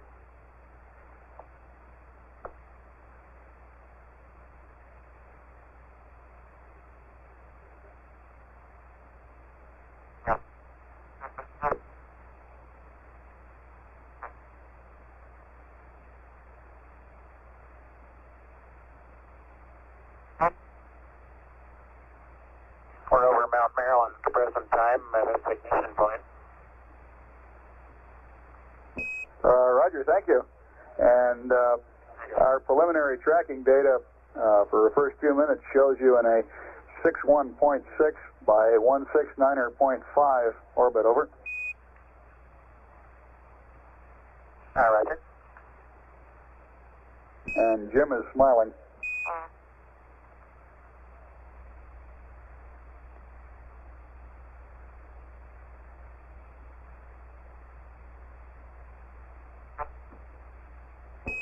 Apollo 11, this is Houston, over.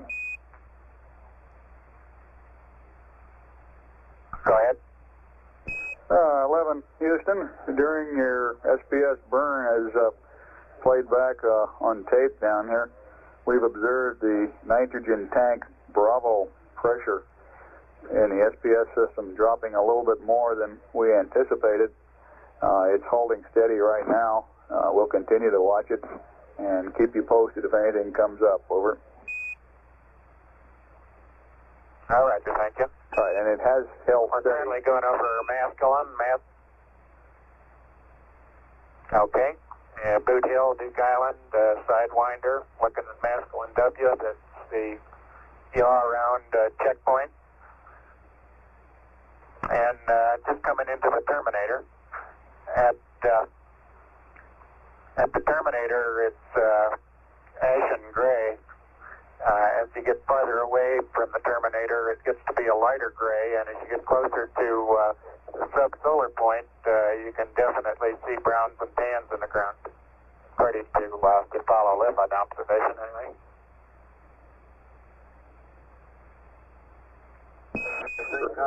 Roger 11, we're recording your comments for posterity. Okay. Again, that was Neil Armstrong with the report. In the background, accuse us of being compromisers.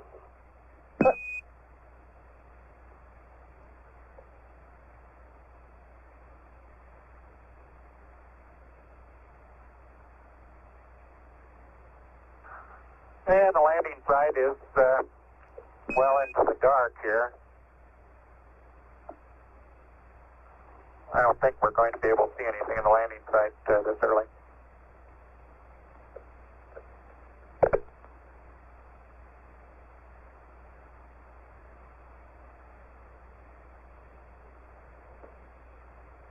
Apollo 11, this is Houston. When you have a free minute, could you give us your onboard readout of N2 tank Bravo, please? And we'd like to make sure you understand that ever since you stopped thrusting with the SPS, the temperature in this tank has remained steady. Over.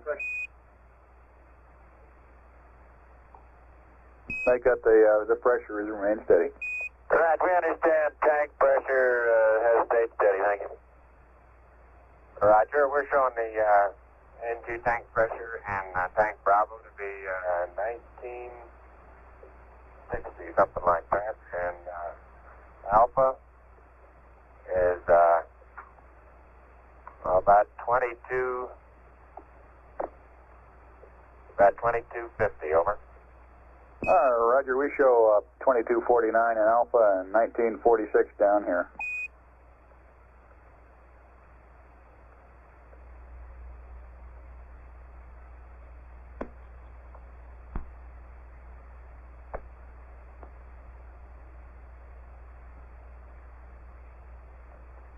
Houston, Apollo 11, how about coming up with some roll, pitch, and yaw angles at which to stop this so-called lower break that I'm doing? Roger, stand by.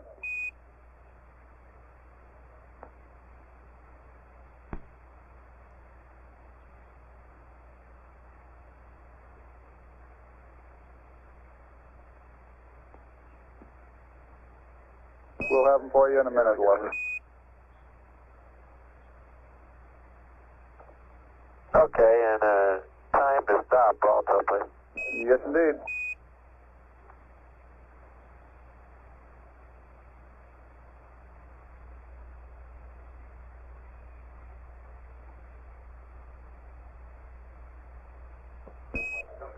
Apollo 11, this is Houston, over. Go ahead, Houston. Roger, we show you in the flight plan staying in orbital rate until about 79 hours, 10 minutes. Do you have some particular attitude or reason for wanting to go inertial, over?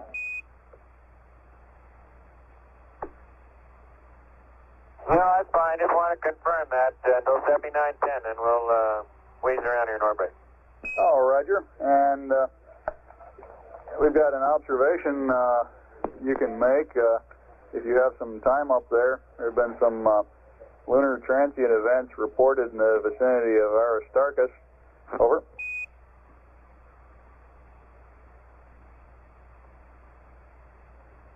Roger.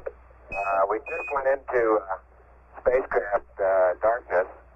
Until then, we couldn't see a thing down below us, but now with Earthshine, the visibility is pretty fair. Well, looking back behind me now, I can see the corona from where the sun has just set. And we'll get out the map and see what we can find around Aristarchus. Okay, Aristarchus is at Tango Echo 9er on your ATO chart. It's about 394 miles north of track. However, at your present altitude, which is about 167 nautical miles, it ought to be over, that is within view on your horizon, 23 degrees north, 47 west, and you take a look and see if you see anything worth noting up there. Over.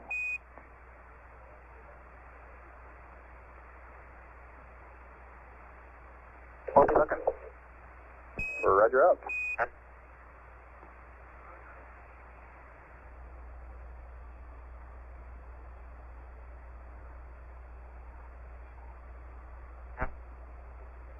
That was Buzz Aldrin discussing the Earth shine.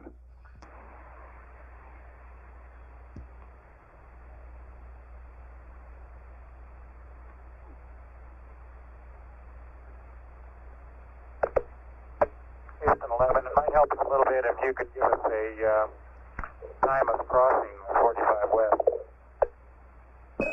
Say again, please, 11.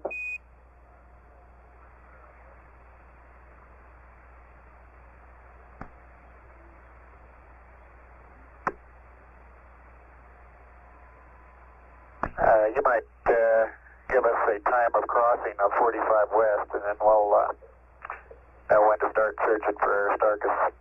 Roger, you'll be crossing 45 west at 77:04:10, or about 40 seconds from now, over 30 seconds from now. Okay.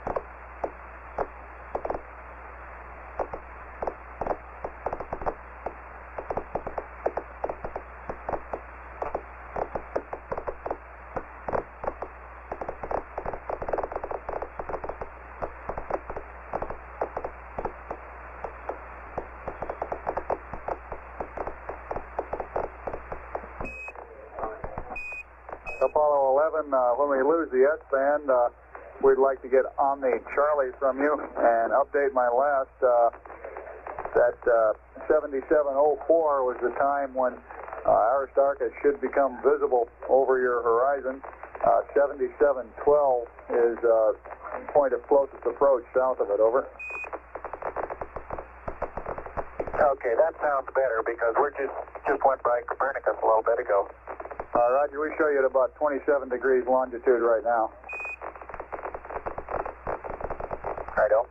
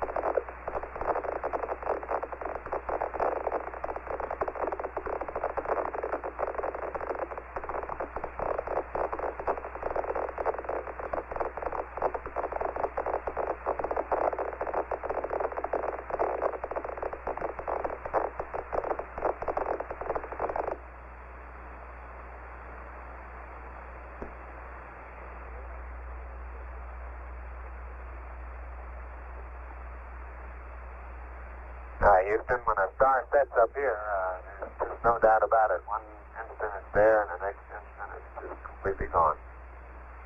Roger, we copy.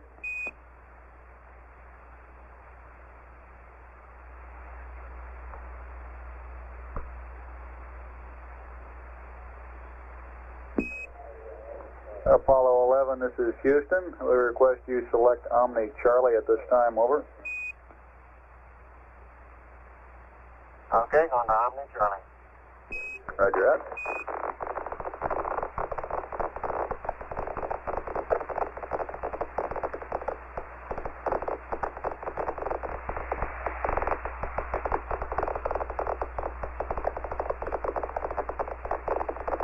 Right, Houston, Apollo 11. Apollo 11, this is Houston. Go ahead. Roger. It seems to me since we know orbit so precisely, know where the stars are so precisely, and can time the setting of a star or a planet to a very fine degree, that this might be a pretty good means of measuring the altitude of the horizon. Roger.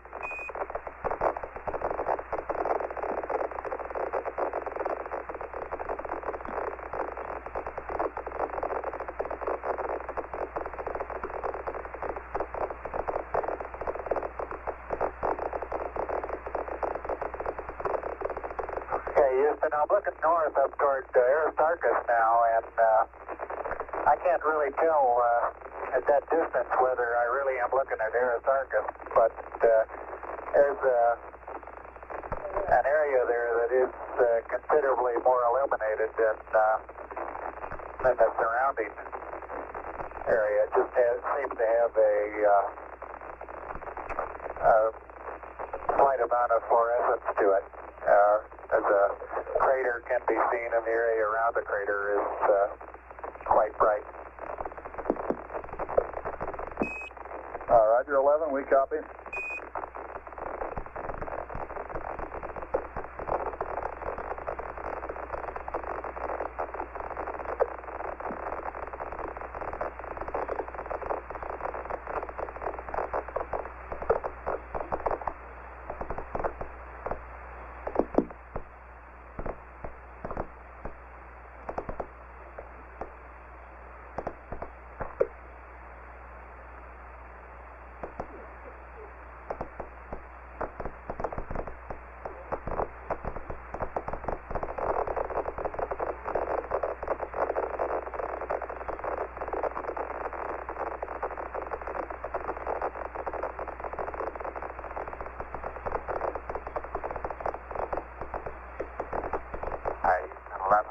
Looking up at the same area now, and it does seem to be reflecting some of the earth shine. I'm not sure whether it would work out to be about zero phase to, well, at least there's one wall of the crater that seems to be more illuminated than the others, and that one, if I'm lining up with the earth correctly, does seem to put it about at zero phase. That area is definitely lighter than anything else that I can see on this window. I'm not sure that really identify any phosphorescence, but that definitely is lighter than anything else in the nebula. 11, this is Houston. Can you discern any difference in color of the illumination? And is that an inner or an outer wall of the crater? Over.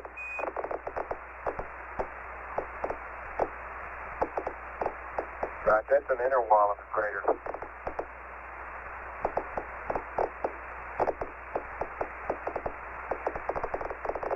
No, it doesn't appear to be any color involved in it, Bruce. Roger, you say inner wall. Would that be the inner edge of the northern surface?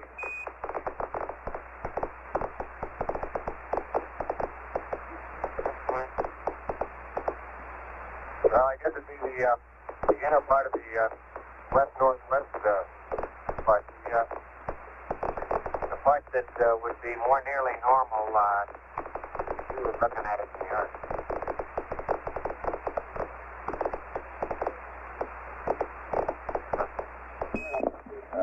11, Houston, have you used the monocular on this? Over.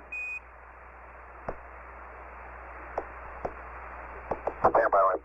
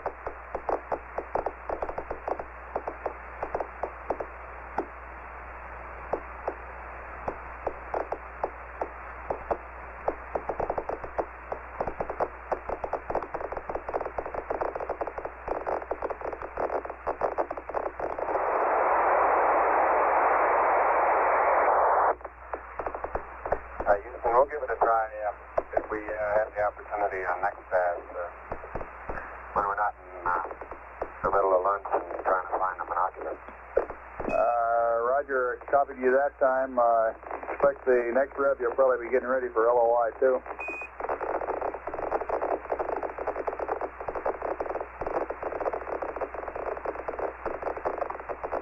So let's wind this up, and we've got some other things to talk to you about in a few minutes.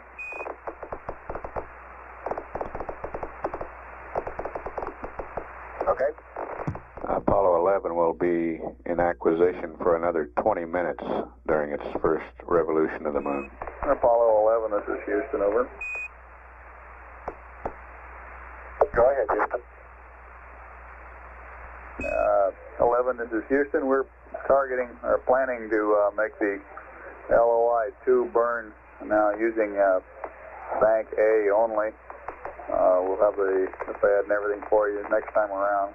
Just trying to economize a little on Bank B. Bank B is holding though. Roger, understand. Capcom. Apollo 11, this is Houston, over.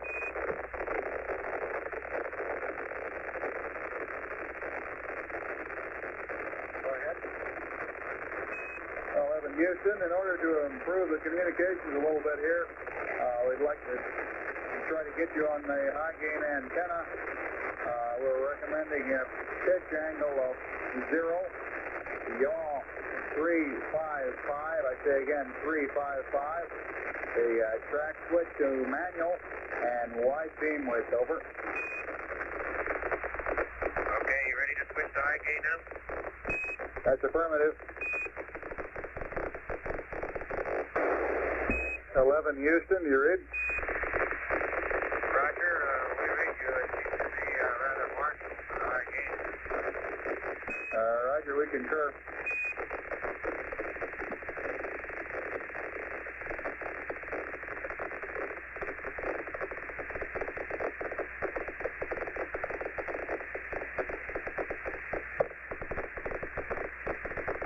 Houston, Apollo 11, could you give us a time of crossing the prime meridian 150 west, over? Roger, stand by about a half a second here. Okay, your time of crossing the 150 west meridian will be 775005, over. Thank you. 11, this is Houston. We have about 6 minutes remaining until LOS, and in order that we may configure our ground lines, we'd like to know if you're still planning to have the TV up at the beginning of the next pass, over. Roger, Houston, we'll try to have it ready.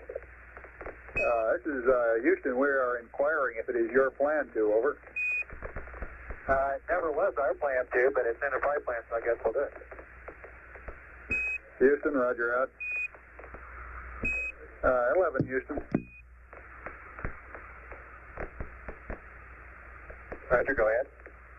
For use in connection with that time on the prime meridian crossing, you have an orbital period now of 2 hours, 8 minutes, and 37 seconds, over. Thank you. Roger. Apollo 11, this is Houston. A little over 2 minutes to LOS. All your systems parameters and orbit are looking good from the ground. We have AOS on the other side at 78.23.31, over. Right, 78.23.21. Roger, that was 3-1 on the end. Okay. This is Apollo Control. We've had loss of signal from Apollo 11 on its first lunar revolution. We will acquire the spacecraft on the next revolution at 78 hours, 23 minutes, 31 seconds. The orbital period for Apollo 11's present orbit, 2 hours, 8 minutes, 37 seconds. And as you heard, we passed up to the crew information that we would perform the LOI-2 burn using only bank A. The banks are the drive mechanisms for the ball valves in the service propulsion system. They open and close these ball valves, and the valves allow the fuel and oxidizer to flow into the engine. They're redundant valves and redundant banks, banks A and B. There was apparently they're driven by nitrogen, and that was the reference to the pressure drop. There was apparently a leak in nitrogen tank B during the LOI-1 burn. This burn was performed with both banks open. The engine can be operated with only one bank. It's apparent that the tank leaked only during the burn while the bank was actuated. Pressure has held steady since the end of the burn, and the experts are reducing the data and looking at the leak rate, determining whether it was constant throughout the burn, precisely what the situation is. We're showing pressure in tank B of 1960 psi, in tank A 2250 psi. Both of these are well above the red line of 400 pounds psi. This is Apollo Control Houston at 77 hours 48 minutes now into the flight Apollo 11. Here in Mission Control Center Houston, we're in the process of changing shifts. Cliff Charlesworth, green team of flight controllers, very shortly will be leaving their consoles. Meanwhile, Apollo 11 passing over the far side of the moon out of acquisition. Our last orbital parameter readings on our flight dynamics orbital digital displays indicated an apogee of 168.5 nautical miles, paraloon of paraloon of 61.2 nautical miles. We're currently planning a change of shift briefing at approximately 2:30 Central Daylight Time, or as soon thereafter as is practicable. The change of shift briefing will include only Flight Director Cliff Charlesworth. It's expected to be of short duration, since we will have a TV pass soon after reacquisition of the spacecraft.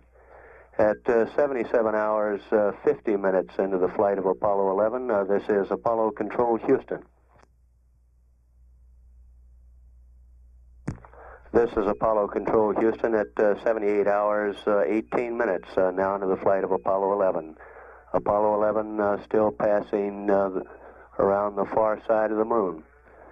We're less than 5 minutes now away from time of acquisition on the second revolution for Apollo 11. The station to acquire on this pass will be the Goldstone Wing site, which will feed the television to Mission Control Center Houston and thence to all parts of the country. We would expect to come up with television perhaps several minutes after acquisition, since we must first lock up on the downlink and have the scan converter in full operation. So at 78 hours 19 minutes, continuing to monitor, this is Apollo Control Houston.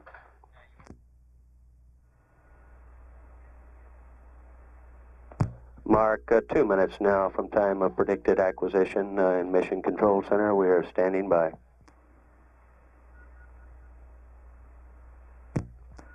Mark, 1 minute now from time of predicted acquisition. Continuing to stand by in Mission Control Center, Houston.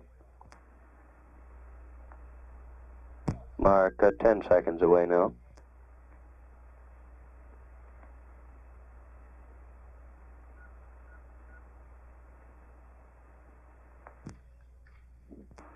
Standing by for acquisition.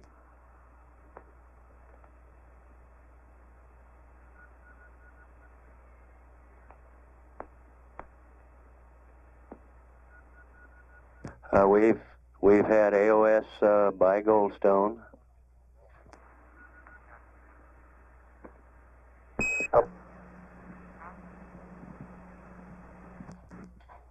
Television is now on. That's Bruce McCandless, our captain.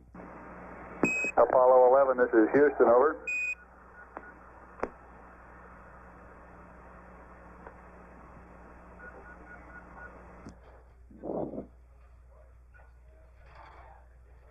Apollo 11, are you picking up our signal? Okay. Apollo 11, this is Houston, affirmative. We're reading you loud and clear on voice, and we have a good, clear TV picture, a little bright crater in the bottom of the picture. I guess that's the spot on the tube.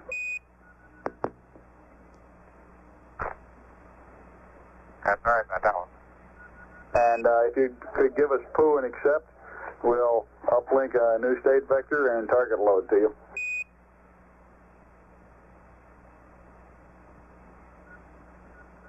Okay.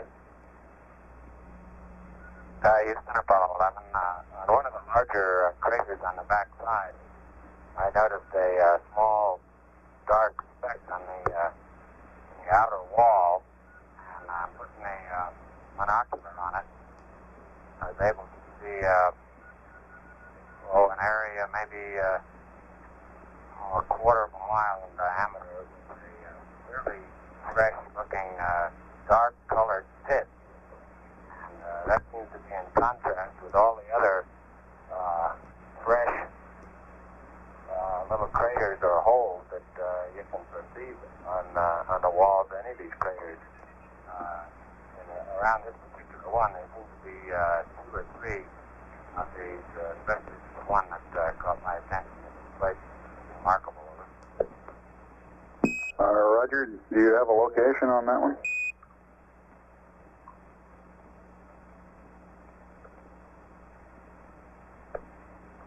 No, not a precise one. I've got several pictures of it, though. All right, Roger, we copy. That was Buzz Aldrin making a report, geological report on the backside pass. So we're getting a beautiful picture in down here now, 11. The color's coming in quite clearly, and we can see the horizon and the relative blackness of space. And without getting into the question of grays and browns, it looks, at least on our monitor, sort of a brownish gray. That's a good way of describing it. It appears to me as though it made a difference just sitting back in the tunnel and gazing at all windows. It makes a difference which one you're looking out of. For example, the camera right now is looking out the number 5 window, and it definitely gives a rosier or tanner tinge, especially when you look straight through it and not at an angle of it. Roger. GNC flight. And we're about 95 or 100 degrees nitrogen east, tank coming up on okay. my sea. Still holding? Okay. Say again, 11. I'd say again we're about 95 degrees east, coming up on my sea. Roger, and for your information, we show you at an altitude of about 92 miles above the surface right now. Okay. Houston, Apollo 11. Did you observe a difference in the N2 pressures before LOI? It seems to me as though the two were not equal, and the smallest B tank was at a lower pressure over. Yeah, I think that's right. I'm flying it in SCS minimum impulse, Houston, and it's rather difficult to keep it on a constant theta. The LEM wants to wander up and down. I'm not sure in response to mass cons or what, but I can get it completely stabilized in theta and let it alone, and in another couple of minutes it will have developed its own rate. This is Houston, roger. That was Mike Collins making their report. Houston, we'll be moving shortly from the side window to the hatch window, and we'll try and pick up some of the landmarks that we'll be looking at as we approach power descent. Over. 11, this is Houston, roger, and we're through with the uplink. Computer is yours. You can go to block, and we'll have the information on nitrogen for you shortly. Over. Roger, copy.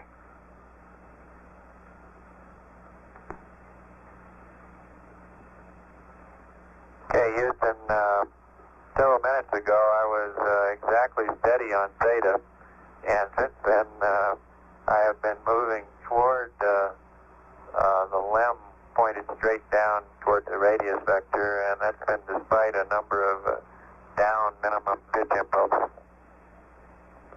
Roger.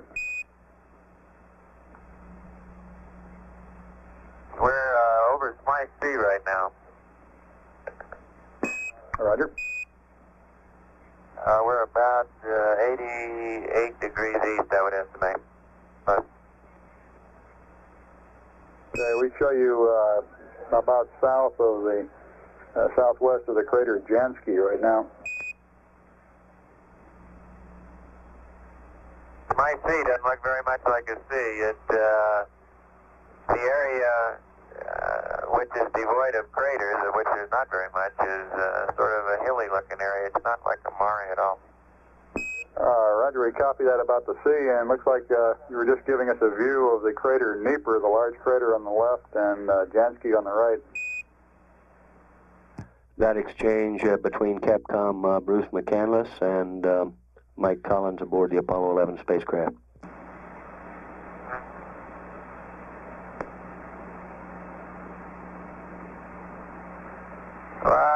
We think you're close, but no cigar. Apollo Control, Houston. We acquired TV at 78 hours, 24 minutes, 11 seconds. Currently, our orbital parameters show 104. Altitude, an apoloon of 170.2, a paraloon of 61.3 nautical miles, those are.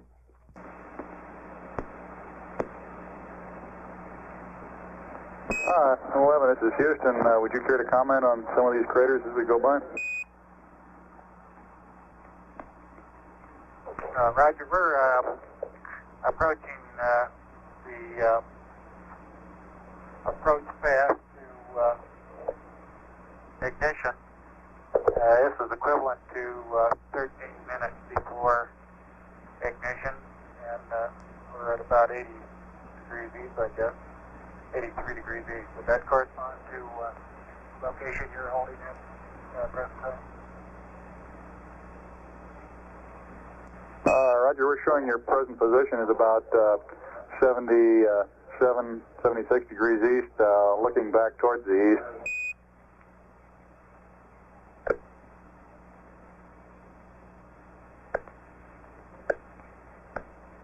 You should be looking back at Smythe C now. Roger.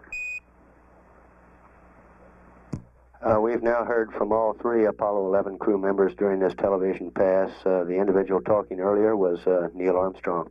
Right here, Schubert. And Gilbert U is in the center right now.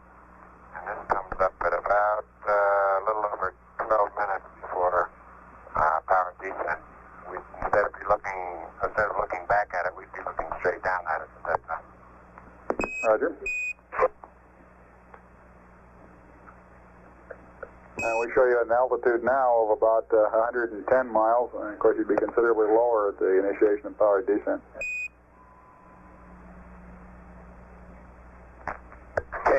look at register 3 on the Disky beta. Beta is increasing toward my desired of 315, and I'll let the hand controller alone here, and I'll bet you it reverses itself. Roger 11, we're watching the Disky now, and still coming in beautifully on the TV.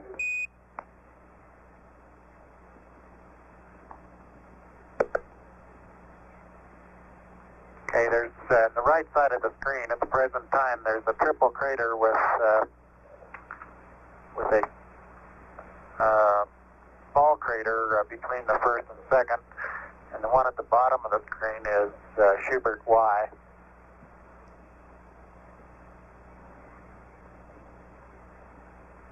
Zoom in, it does have a central peak in Schubert Y, actually several of them, and you can observe those, plus the rim craters at the bottom of your screen. Roger, we're seeing the central peak quite clearly now. Okay, we're zooming in now on a crater called Schubert N.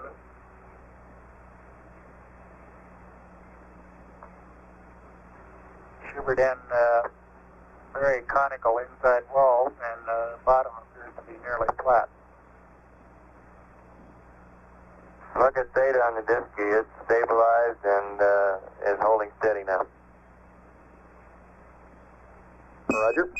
Looking out the window, I can see a number of small craters on the bottom of Schubert N.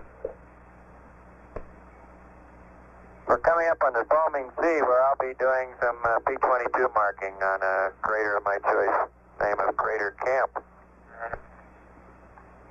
Okay, we'll be watching for camp.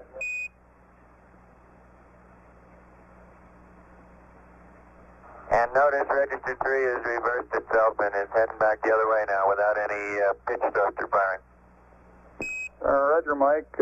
We confirm that you've changed the direction of your pitch rate.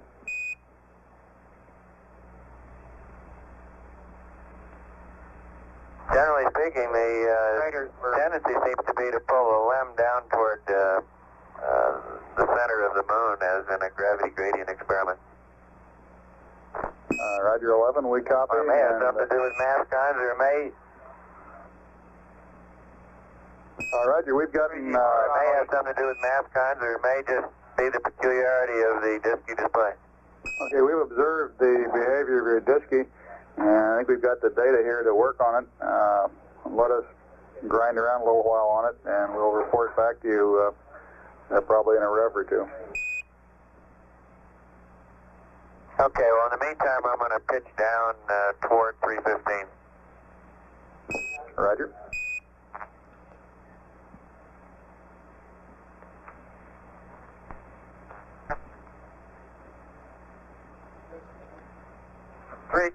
Three horizontal craters that you now have in the field of view are immediately underneath the ground track. The right hand and the largest crater that you see is Cuviago P.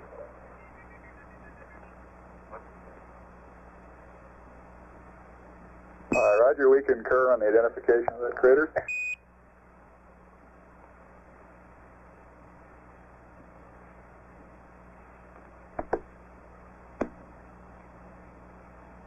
And we show you coming up on landmark Alpha 1 here shortly.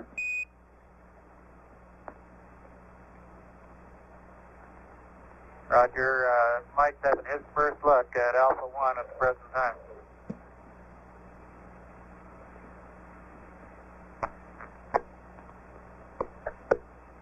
Yeah, there's a great bright crater. It's not a large one, but an extremely bright one. It looks like a very recent, and I would guess, impact crater with rays streaming out in all directions, which should make the foaming sea easy to see coming up on it. Now, Crater Camp is one of the smaller ones out on the floor of the foaming sea.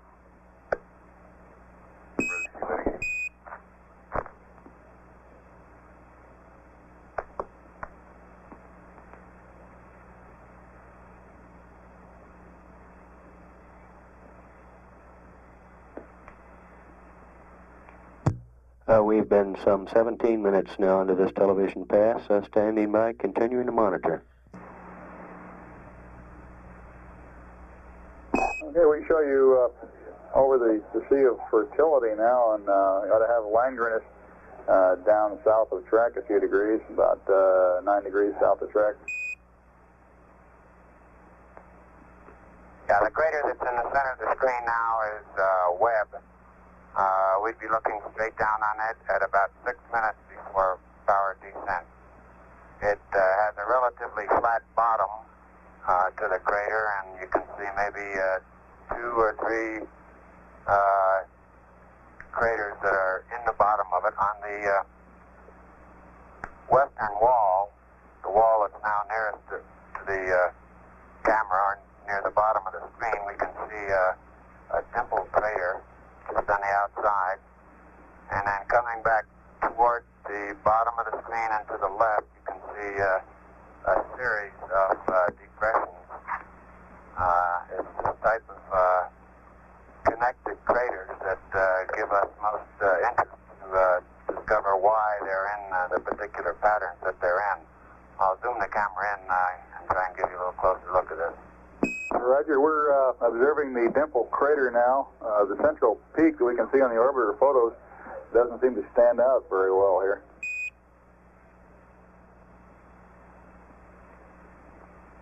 Well, they're not central peaks, they're depressions in the center. Roger.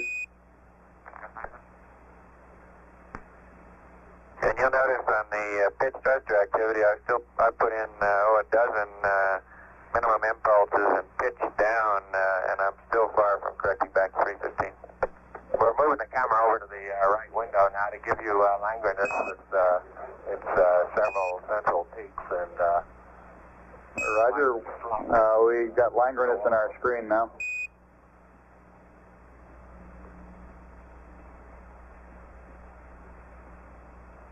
Okay, 11, this is Houston. We're getting a beautiful picture of Langrenus now with its rather conspicuous central peak.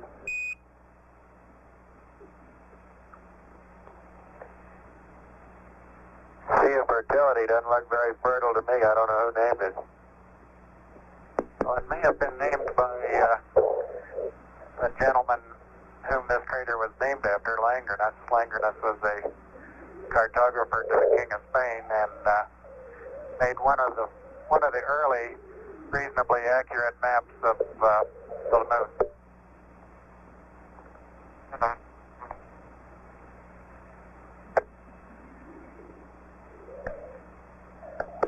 Roger, that's very interesting. I'll have to admit it sounds better for our purposes than the Sea of Crises. Amen to that. Okay, it looks like you're coming inside now on the camera. Well, I can't get behind to see the monitor. I'll bring the focus in, but we're going to be looking down past one of the LEM quads, and one of the antennas almost straight down at the ground track that we'll be seeing coming in. Now, I guess this is maybe 2 or 3 minutes before power descent.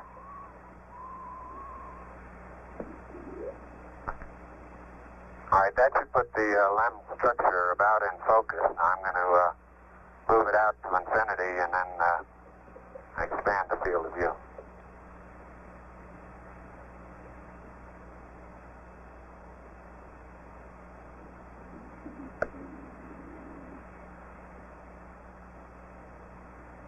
Crater Secchi is out my window now, window number 2.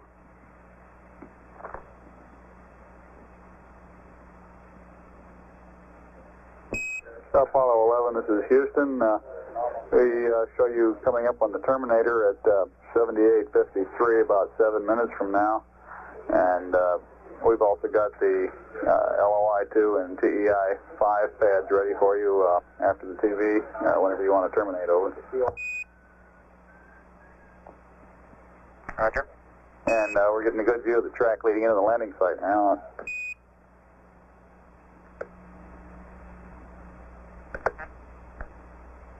Okay, it looks like we got Secchi K go by about 10 seconds ago, coming up on Apollo Ridge.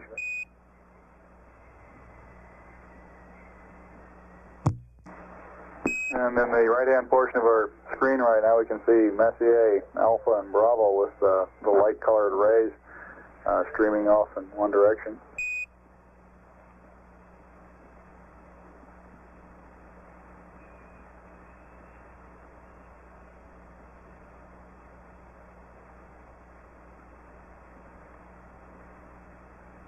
I don't know if you can make out, but in the Sea of Fertility there are a number of craters that are just barely discernible, old craters whose outlines are just barely able to be seen.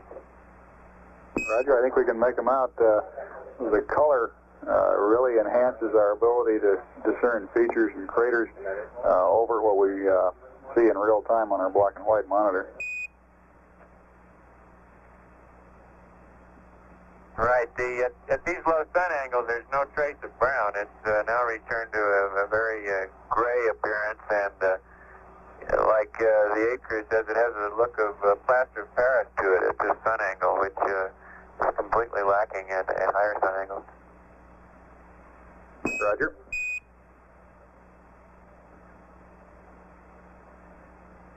We're now some 25 minutes into our television pass.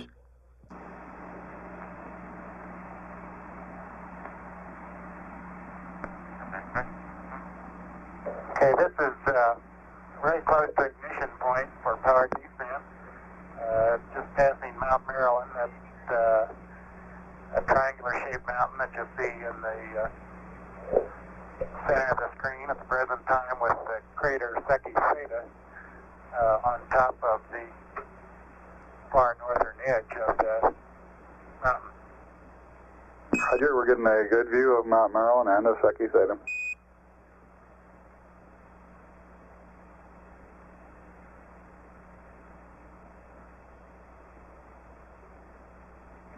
And now we're looking at what we call Boot Hill. Occurs 20 seconds into the descent.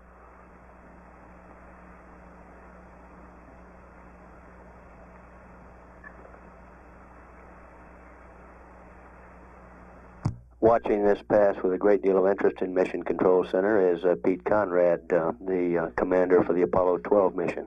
The right edge of the screen, Insertion T.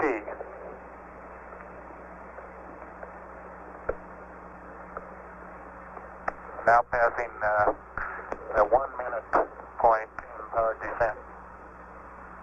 Roger, and for your information, your current altitude is 148 nautical miles above the surface.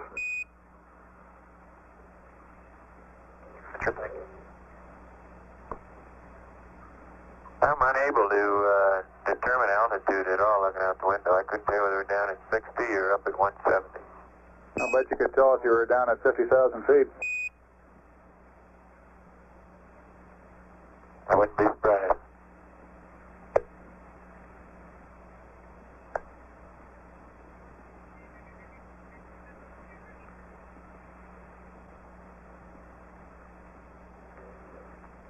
We're passing some steep ridges here, the edges of old craters that were photographed by Apollo 10, and the crew of Apollo 10 was very impressed with the steepness of these ridges when they came over them at about 50,000 feet. Roger, we can observe they're also steep even from this altitude. You've got quite a shadow being cast by the sun at these low angles. The entire surface is getting considerably darker than the surface that we looked at previously when the sun was quite high above us. The crater in the right crater in the center of the screen, the smaller one, is Insertion. Roger, and we show you a little over 1 minute from the terminator at the present time.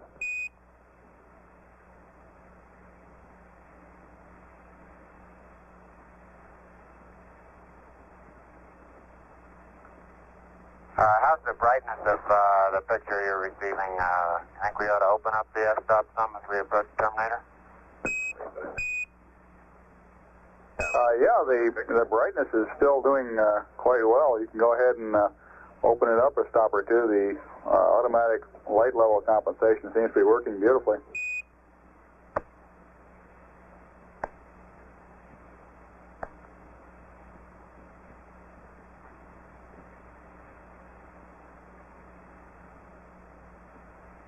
That's a good picture of Boot Hill.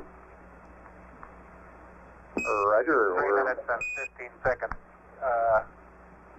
into the descent. Roger, we're seeing Boot Hill now. And the next crater coming into the bottom, that's Duke Island right there, and to the left, the crater, the largest of the crater near the center of the picture right now is Maskell and W. This is a position check during descent at about 3 minutes and 39 seconds, and it's our downrange position check and cross-range position check prior to yawing over face up to acquire the landing radar. Past this point, we would be unable to see the surface below us until getting very near the landing area. Roger, I imagine you get a real good look at that tomorrow afternoon.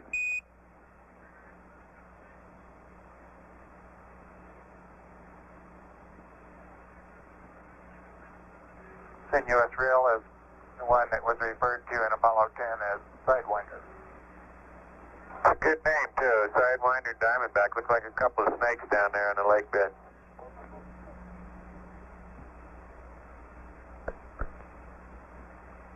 And we're approaching the terminator now. You can see the contrast increase, and only the sunlit side of the bridges remain illuminated, while the dark sides in the shadow will become completely black. 11, this is Houston. The picture is getting a little grainy now. You might go ahead and open up the f-stop.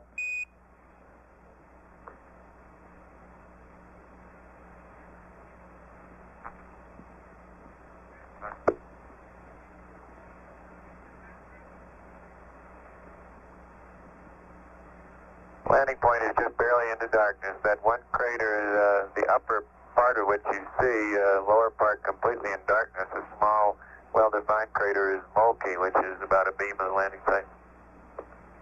Roger, we can just see it looks like a little less than half of its rim right now.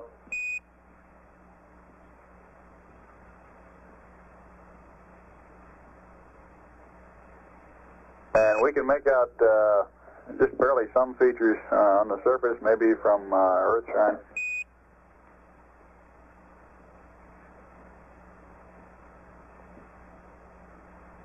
Are you wide open on the f-stop at this time? Where we are. Yeah, and it looks like we're just about to get the sun coming into the lens, so we'll have to move the camera away. Roger. We can't see any Earthshine or any surface features at all in Earthshine now due to the fact that the limb is very bright and is causing our pupils to contract. It's a very fantastic view to see the terminator as you look along the edge of it. I think you'll agree that some of these craters that you're seeing in the picture now are really accentuated by the lengthening of the shadows as they approach the terminator. Yes, it's a very beautiful and rugged sight that we've got on the screen now.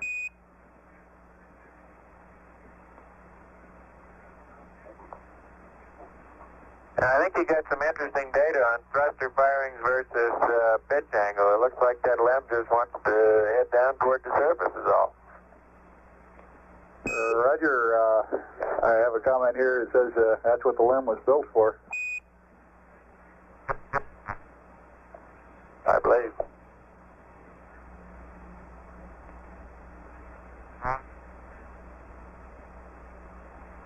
And as the moon sinks slowly in the west, Apollo 11 bids good day to you. Roger, we sort of thought it was the sun setting in the east. There you have it, our first glimpse of the lunar surface during the Apollo 11 mission. The 11 crew took us on a guided tour of the front side plus talk their way through the power descent that lies ahead in tomorrow's activities. At 78 hours, 58 minutes into the flight of Apollo 11, this is Apollo Control Houston, continuing to monitor. Here we go on the LOI-2 pad. LOI-2, SPS GNN 38320 plus 166 minus 081 TIG 080 11 3603 981 minus 01408 minus all balls minus 00743 roll all balls 196 359er 00657 plus 00537 Delta VT 01592 017 01531 Sexton Star 23 1160 138 The rest of the pad is NA. GDC align, Vega and Deneb. 243 183 012 Ullage. 2 jets, 19 seconds. Remarks. On your DAP load, we would like in R1 20101 vice the value which appears in the flight plan. In making the sextant star check, this must be done between GET of 79er 3010, at which time the star comes above the horizon, and 79er 5210, which is your local sunrise, due to the fact that this star is relatively close to the sun. Your burn orientation is heads down, retrograde, pitched up 28 degrees with respect to local horizontal. The calculated values for noun 42 are HA 65.6 and HP 54.6, both of those being plus. Read back over. Roger, LOI-2, SPS GNN 38320 plus 166 minus 081 080 11 3603 minus 01408 minus all balls minus 00743 all zeros 196 359er 00657 plus 00537 01592 017 01531 23 1160 138 Vega Deneb 243 183 012 2 jet 19 seconds DAP R1 20101 Sexton Star between 793010 and 795210. Attitude is heads down, retrograde, pitched up 28 degrees. HA, after the burn, was that noun 42 for HA and 64.6 and HP 54.6, over? Roger, on the noun 42 values, the last stuff you gave, HA is 65.6, HP is 54.6, otherwise read back correct, and I'm standing by with your TEI 5 pad, over. Roger, HA 65.6 for noun 42, and ready to copy. 11, this is Houston, TEI 5, SPS GNN 37201 minus 060 plus 047. TIG 086 09er 3666. Down 81 plus 33521 plus 03441 minus 01458. Roll NA. Pitch 032. The rest of the pad is NA. Ullage 2 jets, 1/6 seconds. Undocked. Over.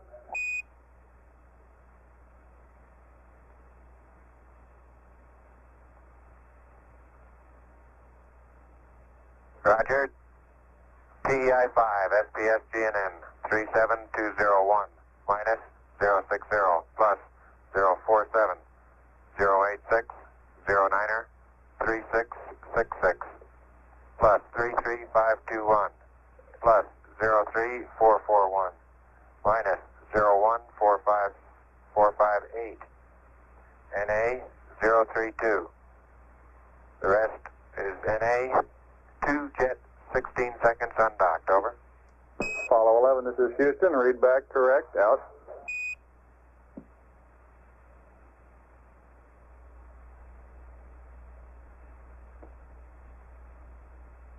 Apollo 11, this is... Houston, you want the back down voice backup, over? Apollo 11, this is Houston. That's affirmative on the down voice backup. We'd like you to confirm your up telemetry switch in the normal position, over.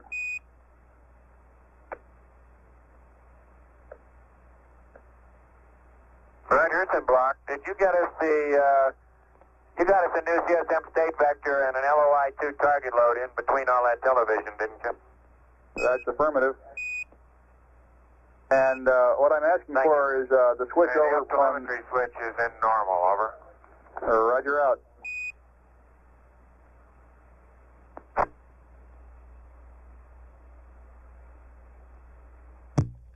This is Apollo Control Houston at 79 hours 9 minutes now to the flight of Apollo 11. We currently read an apoloon of 170.2 nautical miles, a paraloon of 61.2 nautical miles. Those listing of figures that you heard passed up to the crew were maneuver pad updates. The first group for LOI-2, we're now looking at a time of burn of 80 hours, 11 minutes, 36 seconds, which should revise our orbital parameters to 65.7 nautical miles by 53.7 nautical miles, a delta V of 159.2 feet per second, and burn duration of 17 seconds, some 17 seconds. So at 79 hours, 9 minutes into the flight of Apollo 11, continuing to monitor, this is Apollo Control Houston.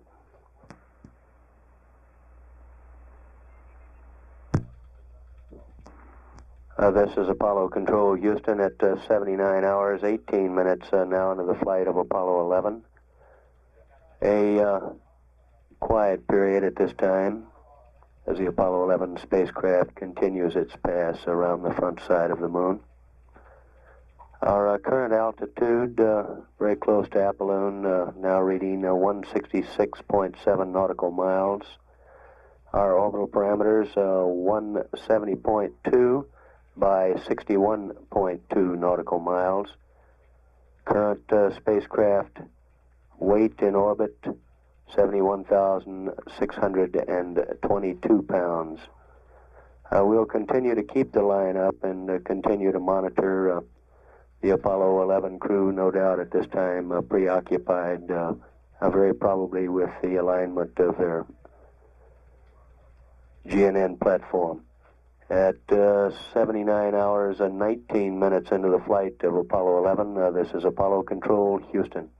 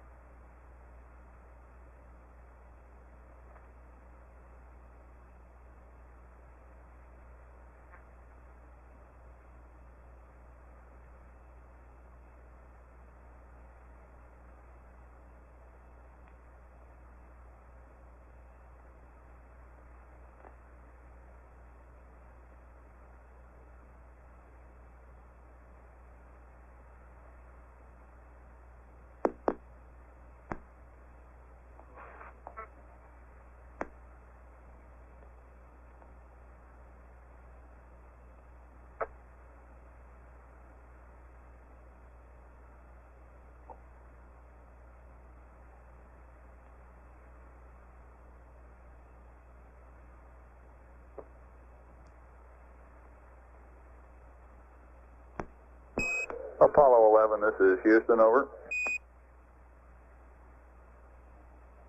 Go ahead, Houston. Roger, during the LOI-1 burn, your engine burned a little bit more propellant than we predicted, and consequently we'd like to update or send you a new TEI-4 pad, over.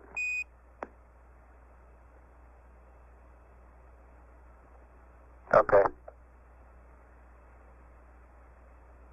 Our chamber pressure on board was higher that time too. It's all on the onboard tape, the time history of the chamber pressure, but to make a long story short, it worked its way up to 100. Roger. And down here we showed a chamber pressure of on the order of 103 to 104 psi during your burn on playback. Okay. Go ahead with the TEI-4. All right, your TEI-4 revised, SPS GNN 38320 minus 055 plus 060 084 30 2749er plus 31380 plus 03475 minus 01032. Roll NA, pitch 034. Rest of the pad is NA, LH, 2 jet, 16 seconds. Undocked, no LOI-2, over.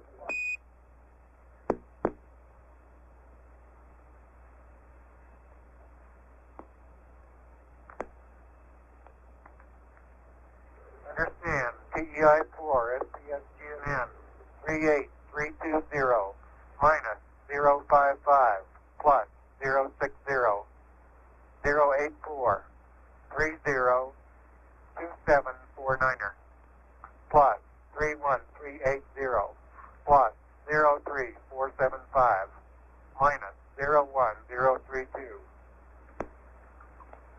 NA 034.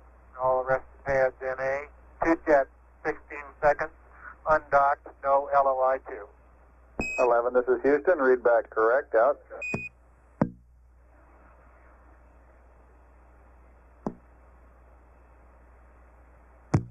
This is Apollo Control Houston at 79 hours at 25 minutes.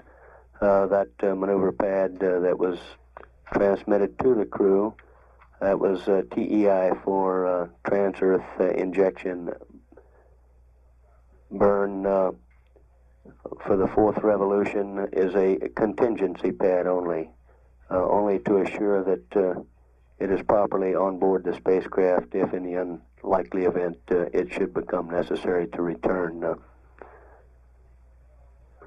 At the present time, we read an altitude of 157.7 nautical miles descending from Apolloon at this time.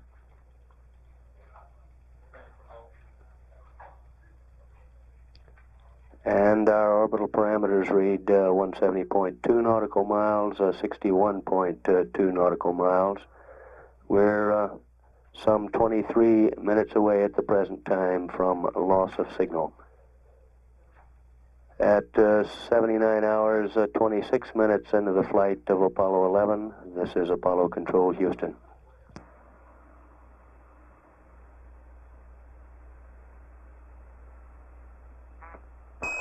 Apollo 11, this is Houston. Roger, go ahead, Houston. Roger, we've been looking at your systems data on playback, and everything is looking good. In particular, the SPS looks good. I'd like to remind you, though, of our request to perform this burn on the Bank A ball valves only, and you are go for LOI-2. Also, we have currently in the flight plan, you scheduled tomorrow to start entering the LEM at about 96 hours GET, and would like to know if you have any plans to initiate this ingress into the LEM earlier. If so, we can call the people in ahead of time, over.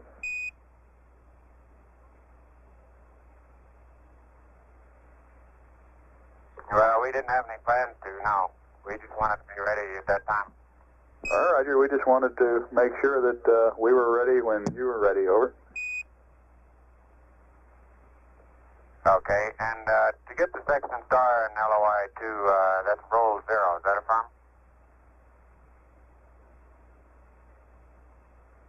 That's affirmative. Roll 0.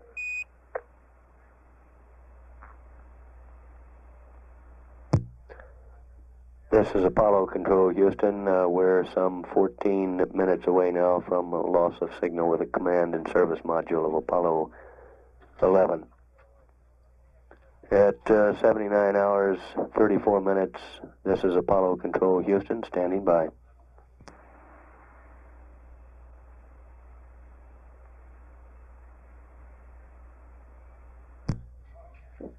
This is Apollo Control, Houston, at 79 hours, 38 minutes now into the flight of Apollo 11.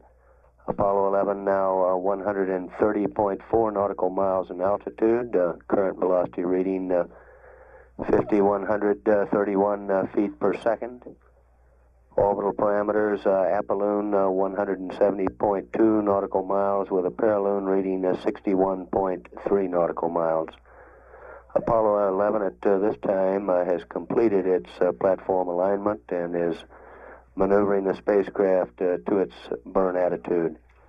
We're some 33 minutes away now from time of ignition for the Lunar Orbit Insertion number 2 burn, and we're 9 minutes 40 seconds away from loss of signal with the Apollo 11 spacecraft. So at 79 hours 39 minutes, this is Apollo Control, Houston.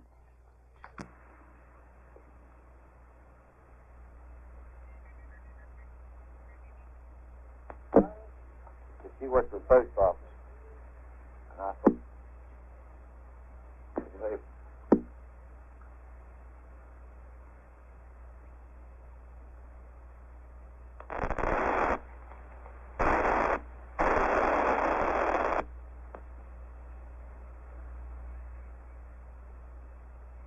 Apollo 11, Houston, 5 minutes to LOS. And with respect to your request for the nitrogen bottle pressures pre-burn, just before the burn, we were showing 2270 pounds per square inch on bottle alpha and 2350 on bottle Bravo. Over.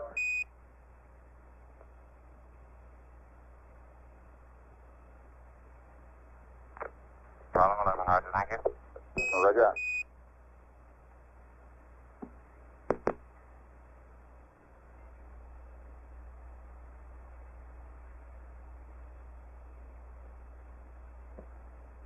Apollo 11, this is Houston, 2 minutes to LOS. Your AOS on the other side is 803321, and the friendly white team will see you when you come out from behind the moon.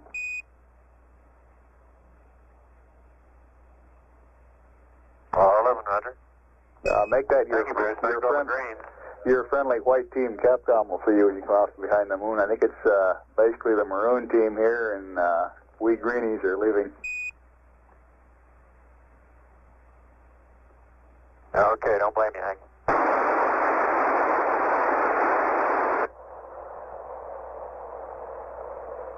I'd rather be up there. Mark, 30 minutes, 30 seconds now from predicted time of loss of signal. Standing by.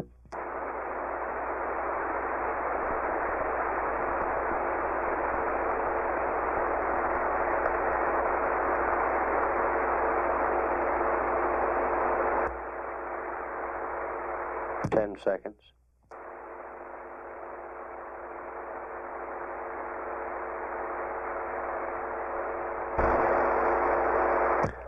Apollo 11 should now be passing out of range.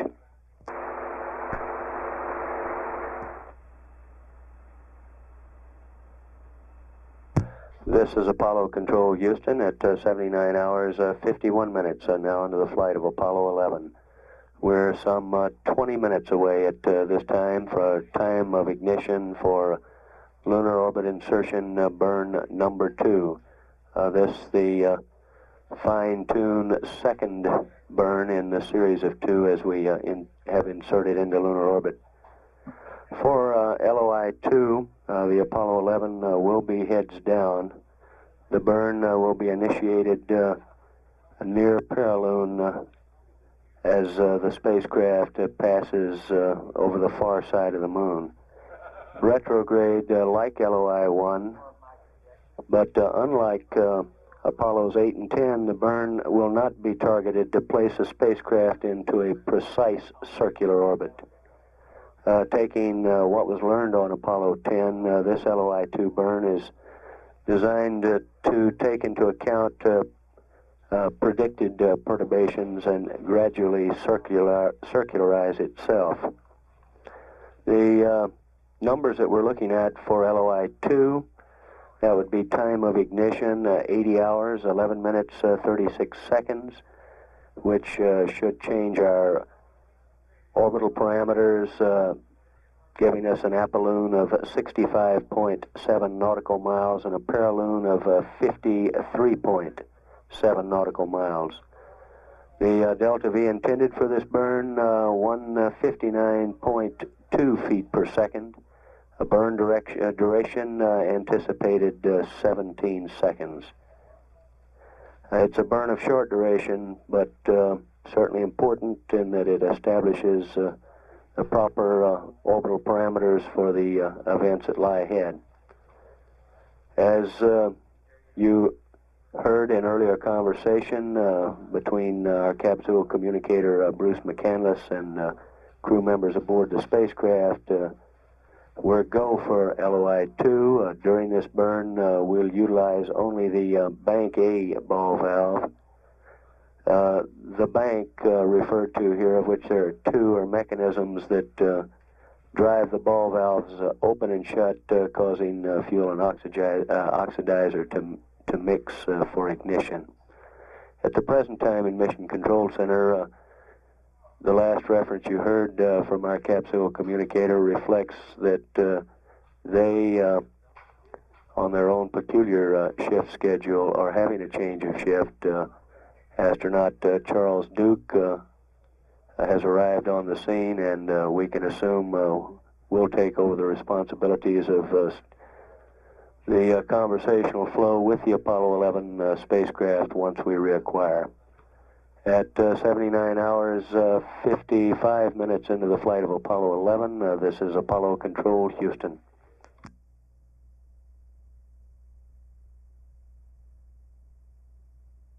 Mark, 1 minute until planned time of ignition for LOI-2. Mike Collins will be at the controls for the Lunar Orbit Insertion 2 burn, just as he was for LOI-1. The burn is of short duration, as we have indicated earlier, some 17 seconds of burn time anticipated. We're standing by in Mission Control Center, relatively quiet. Mark 30 seconds. Continuing to monitor or read those displays that gave us our final readout prior to our passage to the backside of the moon.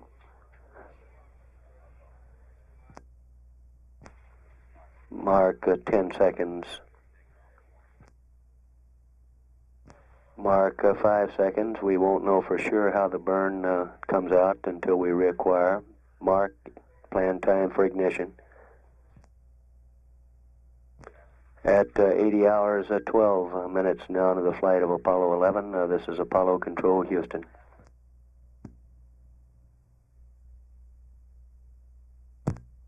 Mark 2 minutes from time of predicted acquisition of the Apollo 11 spacecraft. During this upcoming pass, we'll have our second excursion on the part of the Apollo 11 crew into the lunar module. The LIM is to be pressurized by a valve in the tunnel hatch, and as a point of interest, will remain pressurized following this period of activation and after the members of the Apollo 11 crew return to the command module.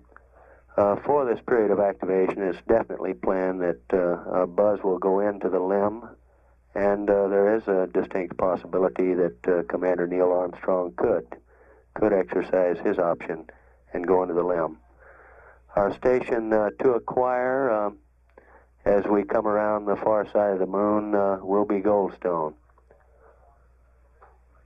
Mark 1 minute from predicted time of acquisition, and we're standing by.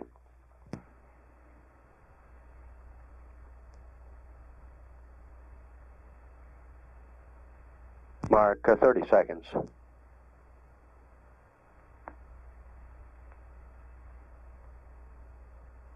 Mark 10 seconds from predicted time of acquisition.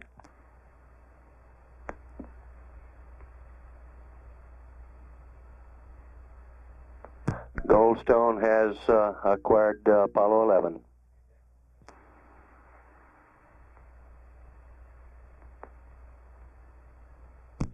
This is Apollo Control Houston, standing by at this time at 80 hours 35 minutes.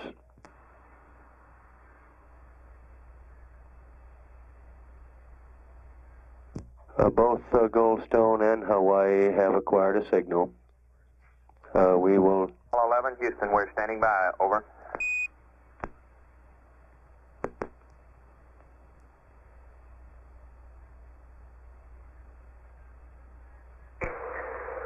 VGY minus 0.0, VGZ minus 0.1, Delta VC minus 5.2, fuel 362, ox 364, unbalanced plus 50.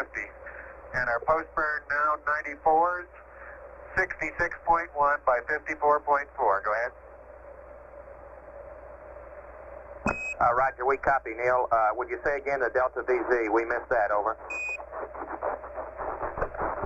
Roger, that was minus 0.1.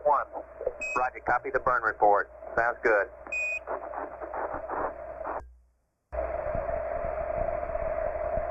And I'll look it up here.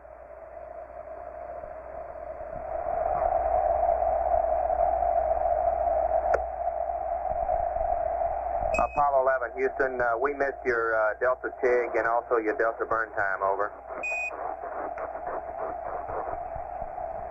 Delta TIG was 0 and the burn time was 17 seconds. Copy, 17.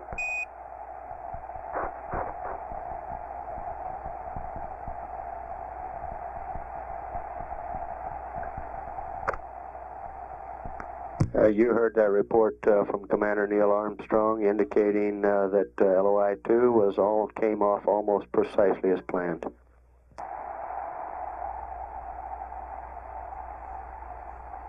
Apollo 11, Houston, we'll be satisfied if you pump up the cabin to 5.4, over.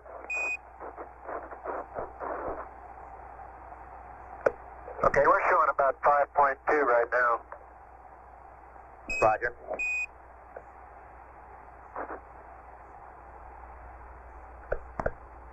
And Charlie the Lamb CM Delta P is just over 1 pound right now.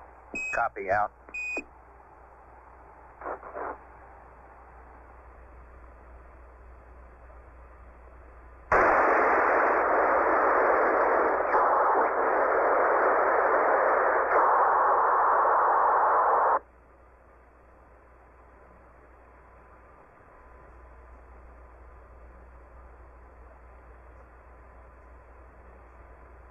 Apollo 11, Houston, over.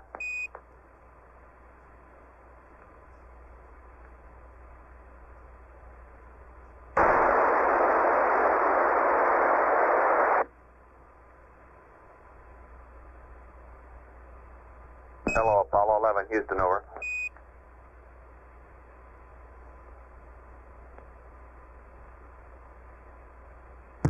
This is Apollo Control Houston. Please attempt to acquire on the high gain. We're having trouble locking up on the TM and we have no voice, over. This is Apollo Control Houston. You copied that report. We're standing by for Apollo 11 spacecraft to acquire on the high gain antenna. Meanwhile, Onboard readings on orbital parameters were 66.1 nautical miles by 54.4 nautical miles. Very close to the planned altitudes that were predicted prior to the LOI-2 burn. At 80 hours 46 minutes, continuing to monitor. This is Apollo Control, Houston.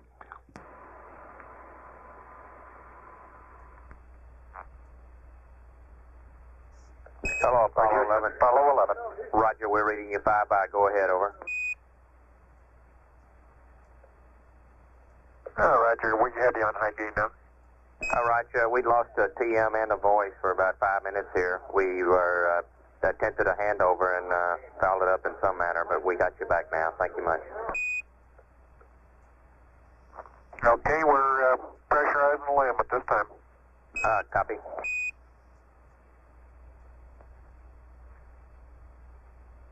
This is Apollo Control, Houston. 80 hours 48 minutes now into the flight of Apollo 11.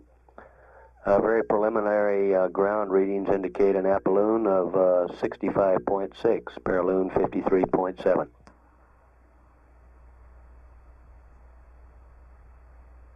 Hello, Apollo 11. Houston, we have a P-22 auto optics update for you if you're ready to copy, over. Ready to copy. Roger, Mike. It's the landmark Alpha 1, T1, 823735. T2 is 824250. We're 7 miles north. Over.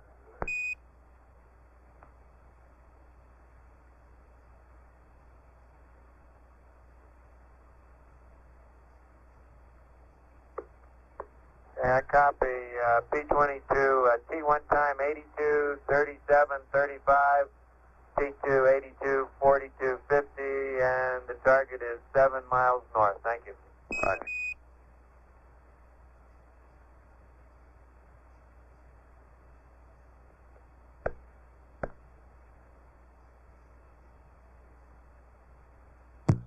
That was passed up to Mike Collins, the command module pilot, who will occupy himself during this pass over the front side with landmark tracking activities.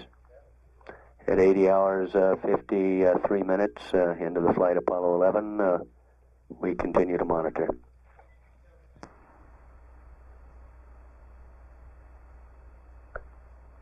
I get the distinct impression, Charlie, that Maury surface laps up over the edge of the mountains at the shoreline.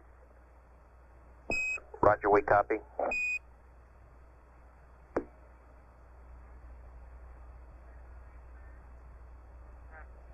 This is Apollo Control, Houston, at 80 hours 56 minutes now into the flight of Apollo 11. Our current velocity reading 5,334 feet per second.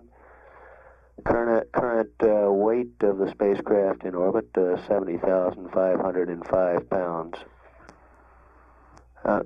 Houston, on your comment about the Maury lapping up to the terrain, mountainous terrain, is that an impression like a lava flow coming in around a prominence, Neil, or does it more look like it's sloping up at that point, over?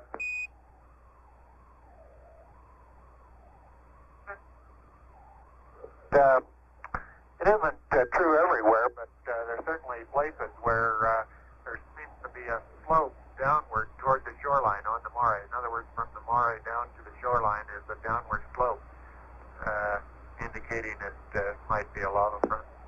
Roger.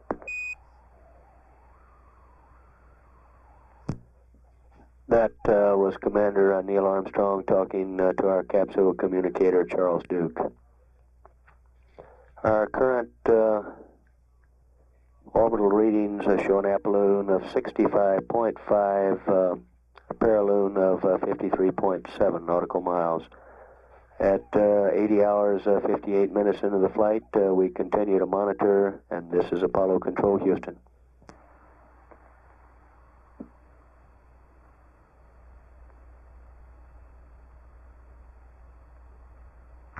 crossing Duke Island and Maskell and W. Say again, Neil, over. We just crossed Duke Island and Maskell and W. All right.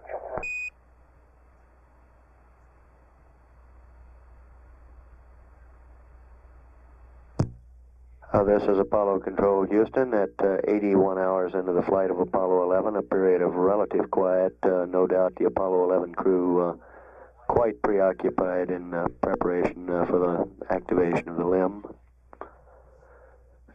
During this period of relative quiet, we'll pass along heart rates from the LOI-1 burn. That's LOI-1, not LOI-2. We have yet to receive those numbers.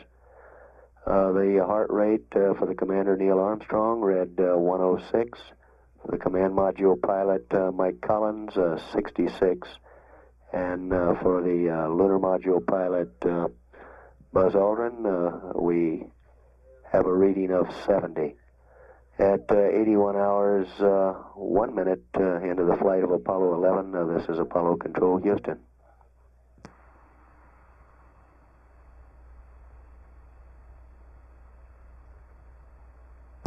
Apollo Control Houston at 81 hours, 5 minutes into the flight, still a period of relative quiet. Our ground readings indicate that the Apollo 11 spacecraft has completed its program 52. That's to align the inertial platform. Indications from the ground are that this activity went very well.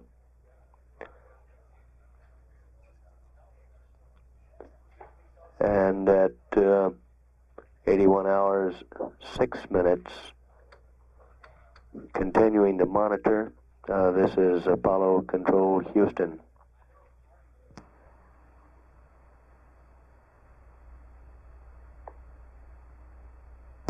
This is Apollo Control Houston at 81 hours, 15 minutes. It's been an extremely quiet pass. No doubt the Apollo 11 crew quite busy at this time. We expect at the time entry is made into the lunar module, Apollo 11, as a matter of fact, will be out of acquisition, traversing over the far side of the moon. At the present time, we read an altitude, current altitude reading of 56.7 nautical miles. Our ground displays indicate an apoloon of 65.4. A paraloon of 53.8, and spacecraft velocity of 5,364 feet per second. Continuing to monitor, this is Apollo Control Houston at 81 hours, 16 minutes into the flight.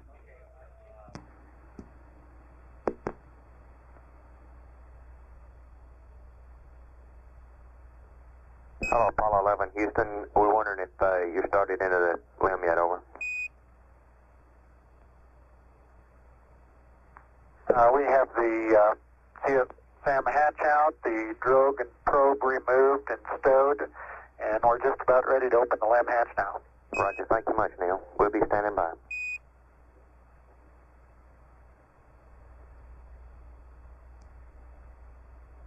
This is Apollo Control Houston at 81 hours, 24 minutes now into the flight. The silence of conversation between Mission Control Center Houston and the crew was broken there moments ago.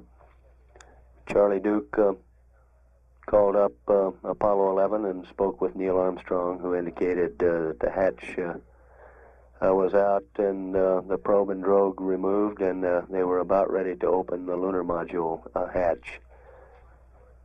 Our current altitude shows 54.7 nautical miles, apoloon 65.4, paraloon 53.8. Interestingly enough, the part of the LIM activation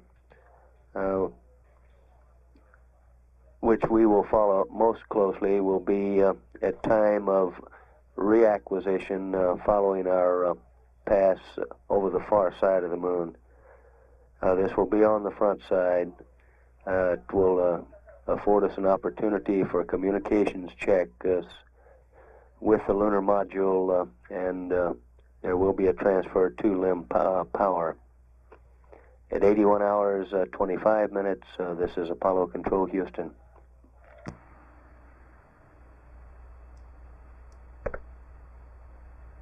Okay, Charlie, we're in the LIM. The tracking index mark is the same. Roger, we copy.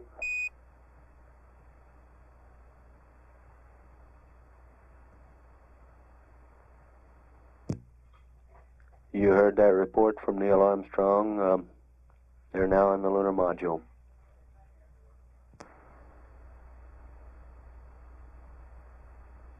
Certainly, there just doesn't seem to be any slow way to get that repress to auto without making a big bang. Apollo 11, Houston, say again, over. Roger, there just doesn't seem to be any slow way to get the repress from closed to auto and avoid a big bang, over. Oh, we copy, Buzz. Thank you much, out.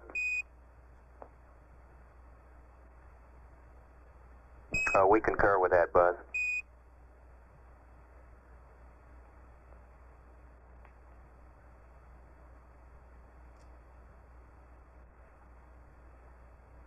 Apollo 11, Houston, we'll have LOS 8145. Next AOS, stand by.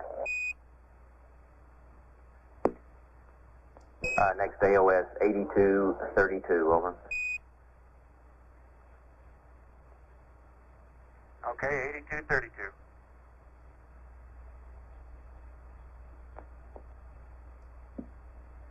Houston, Apollo 11, I'm going to start a maneuver to P-22 altitude this time. 11, Roger, we copy, over. Some water inside the command module for the first time. There's a little puddle of it on the aft bulkhead, sort of like 101 has. Roger.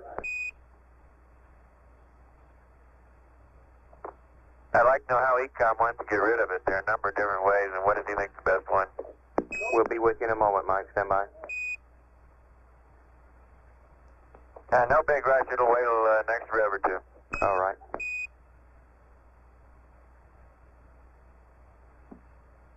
This is Apollo Control Houston, 81 hours, 30 minutes, now into the flight Apollo 11. The Apollo 11 commander and lunar module pilots appear to be a little bit ahead on their timelines in the LIM activation period.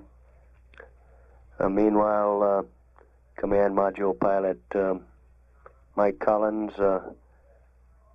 proceeding further with his landmark tracking exercises. Mike also reported a little puddle of water inside the command module near the aft bulkhead. His reference to like 101 referred to the Apollo 7 spacecraft, which was commanded by Walter Schirra. Our current altitude 54 nautical miles, current apolloon 65.4, current paraloon 53.8. We now show a weight in orbit of 70,472 pounds. This is Apollo Control Houston, continuing to monitor at 81 hours 32 minutes into the flight.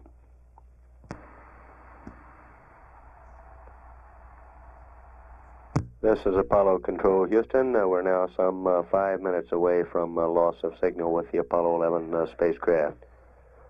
We currently show an altitude of 54.2 nautical miles, apolloon 65.4, paraloon 53.9 nautical miles.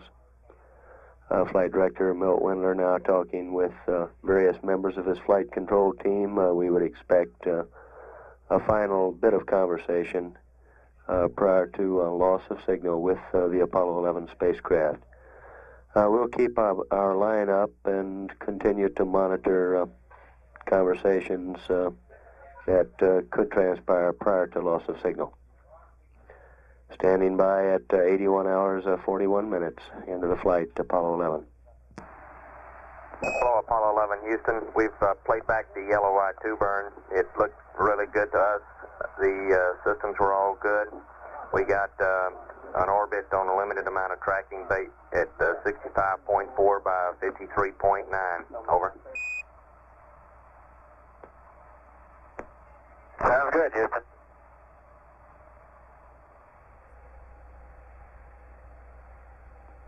Mark, 3 minutes now from predicted time of loss of signal.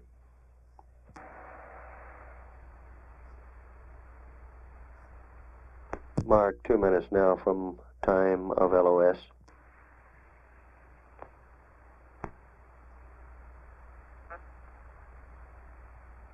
Mark, 1 minute now from time of LOS.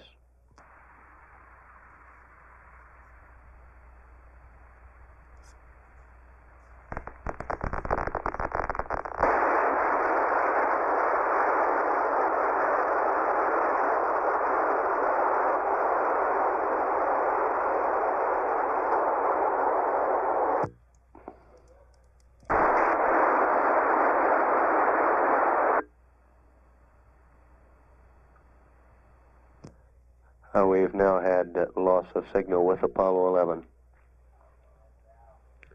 At 81 hours, 45 minutes into the flight, this is Apollo Control, Houston.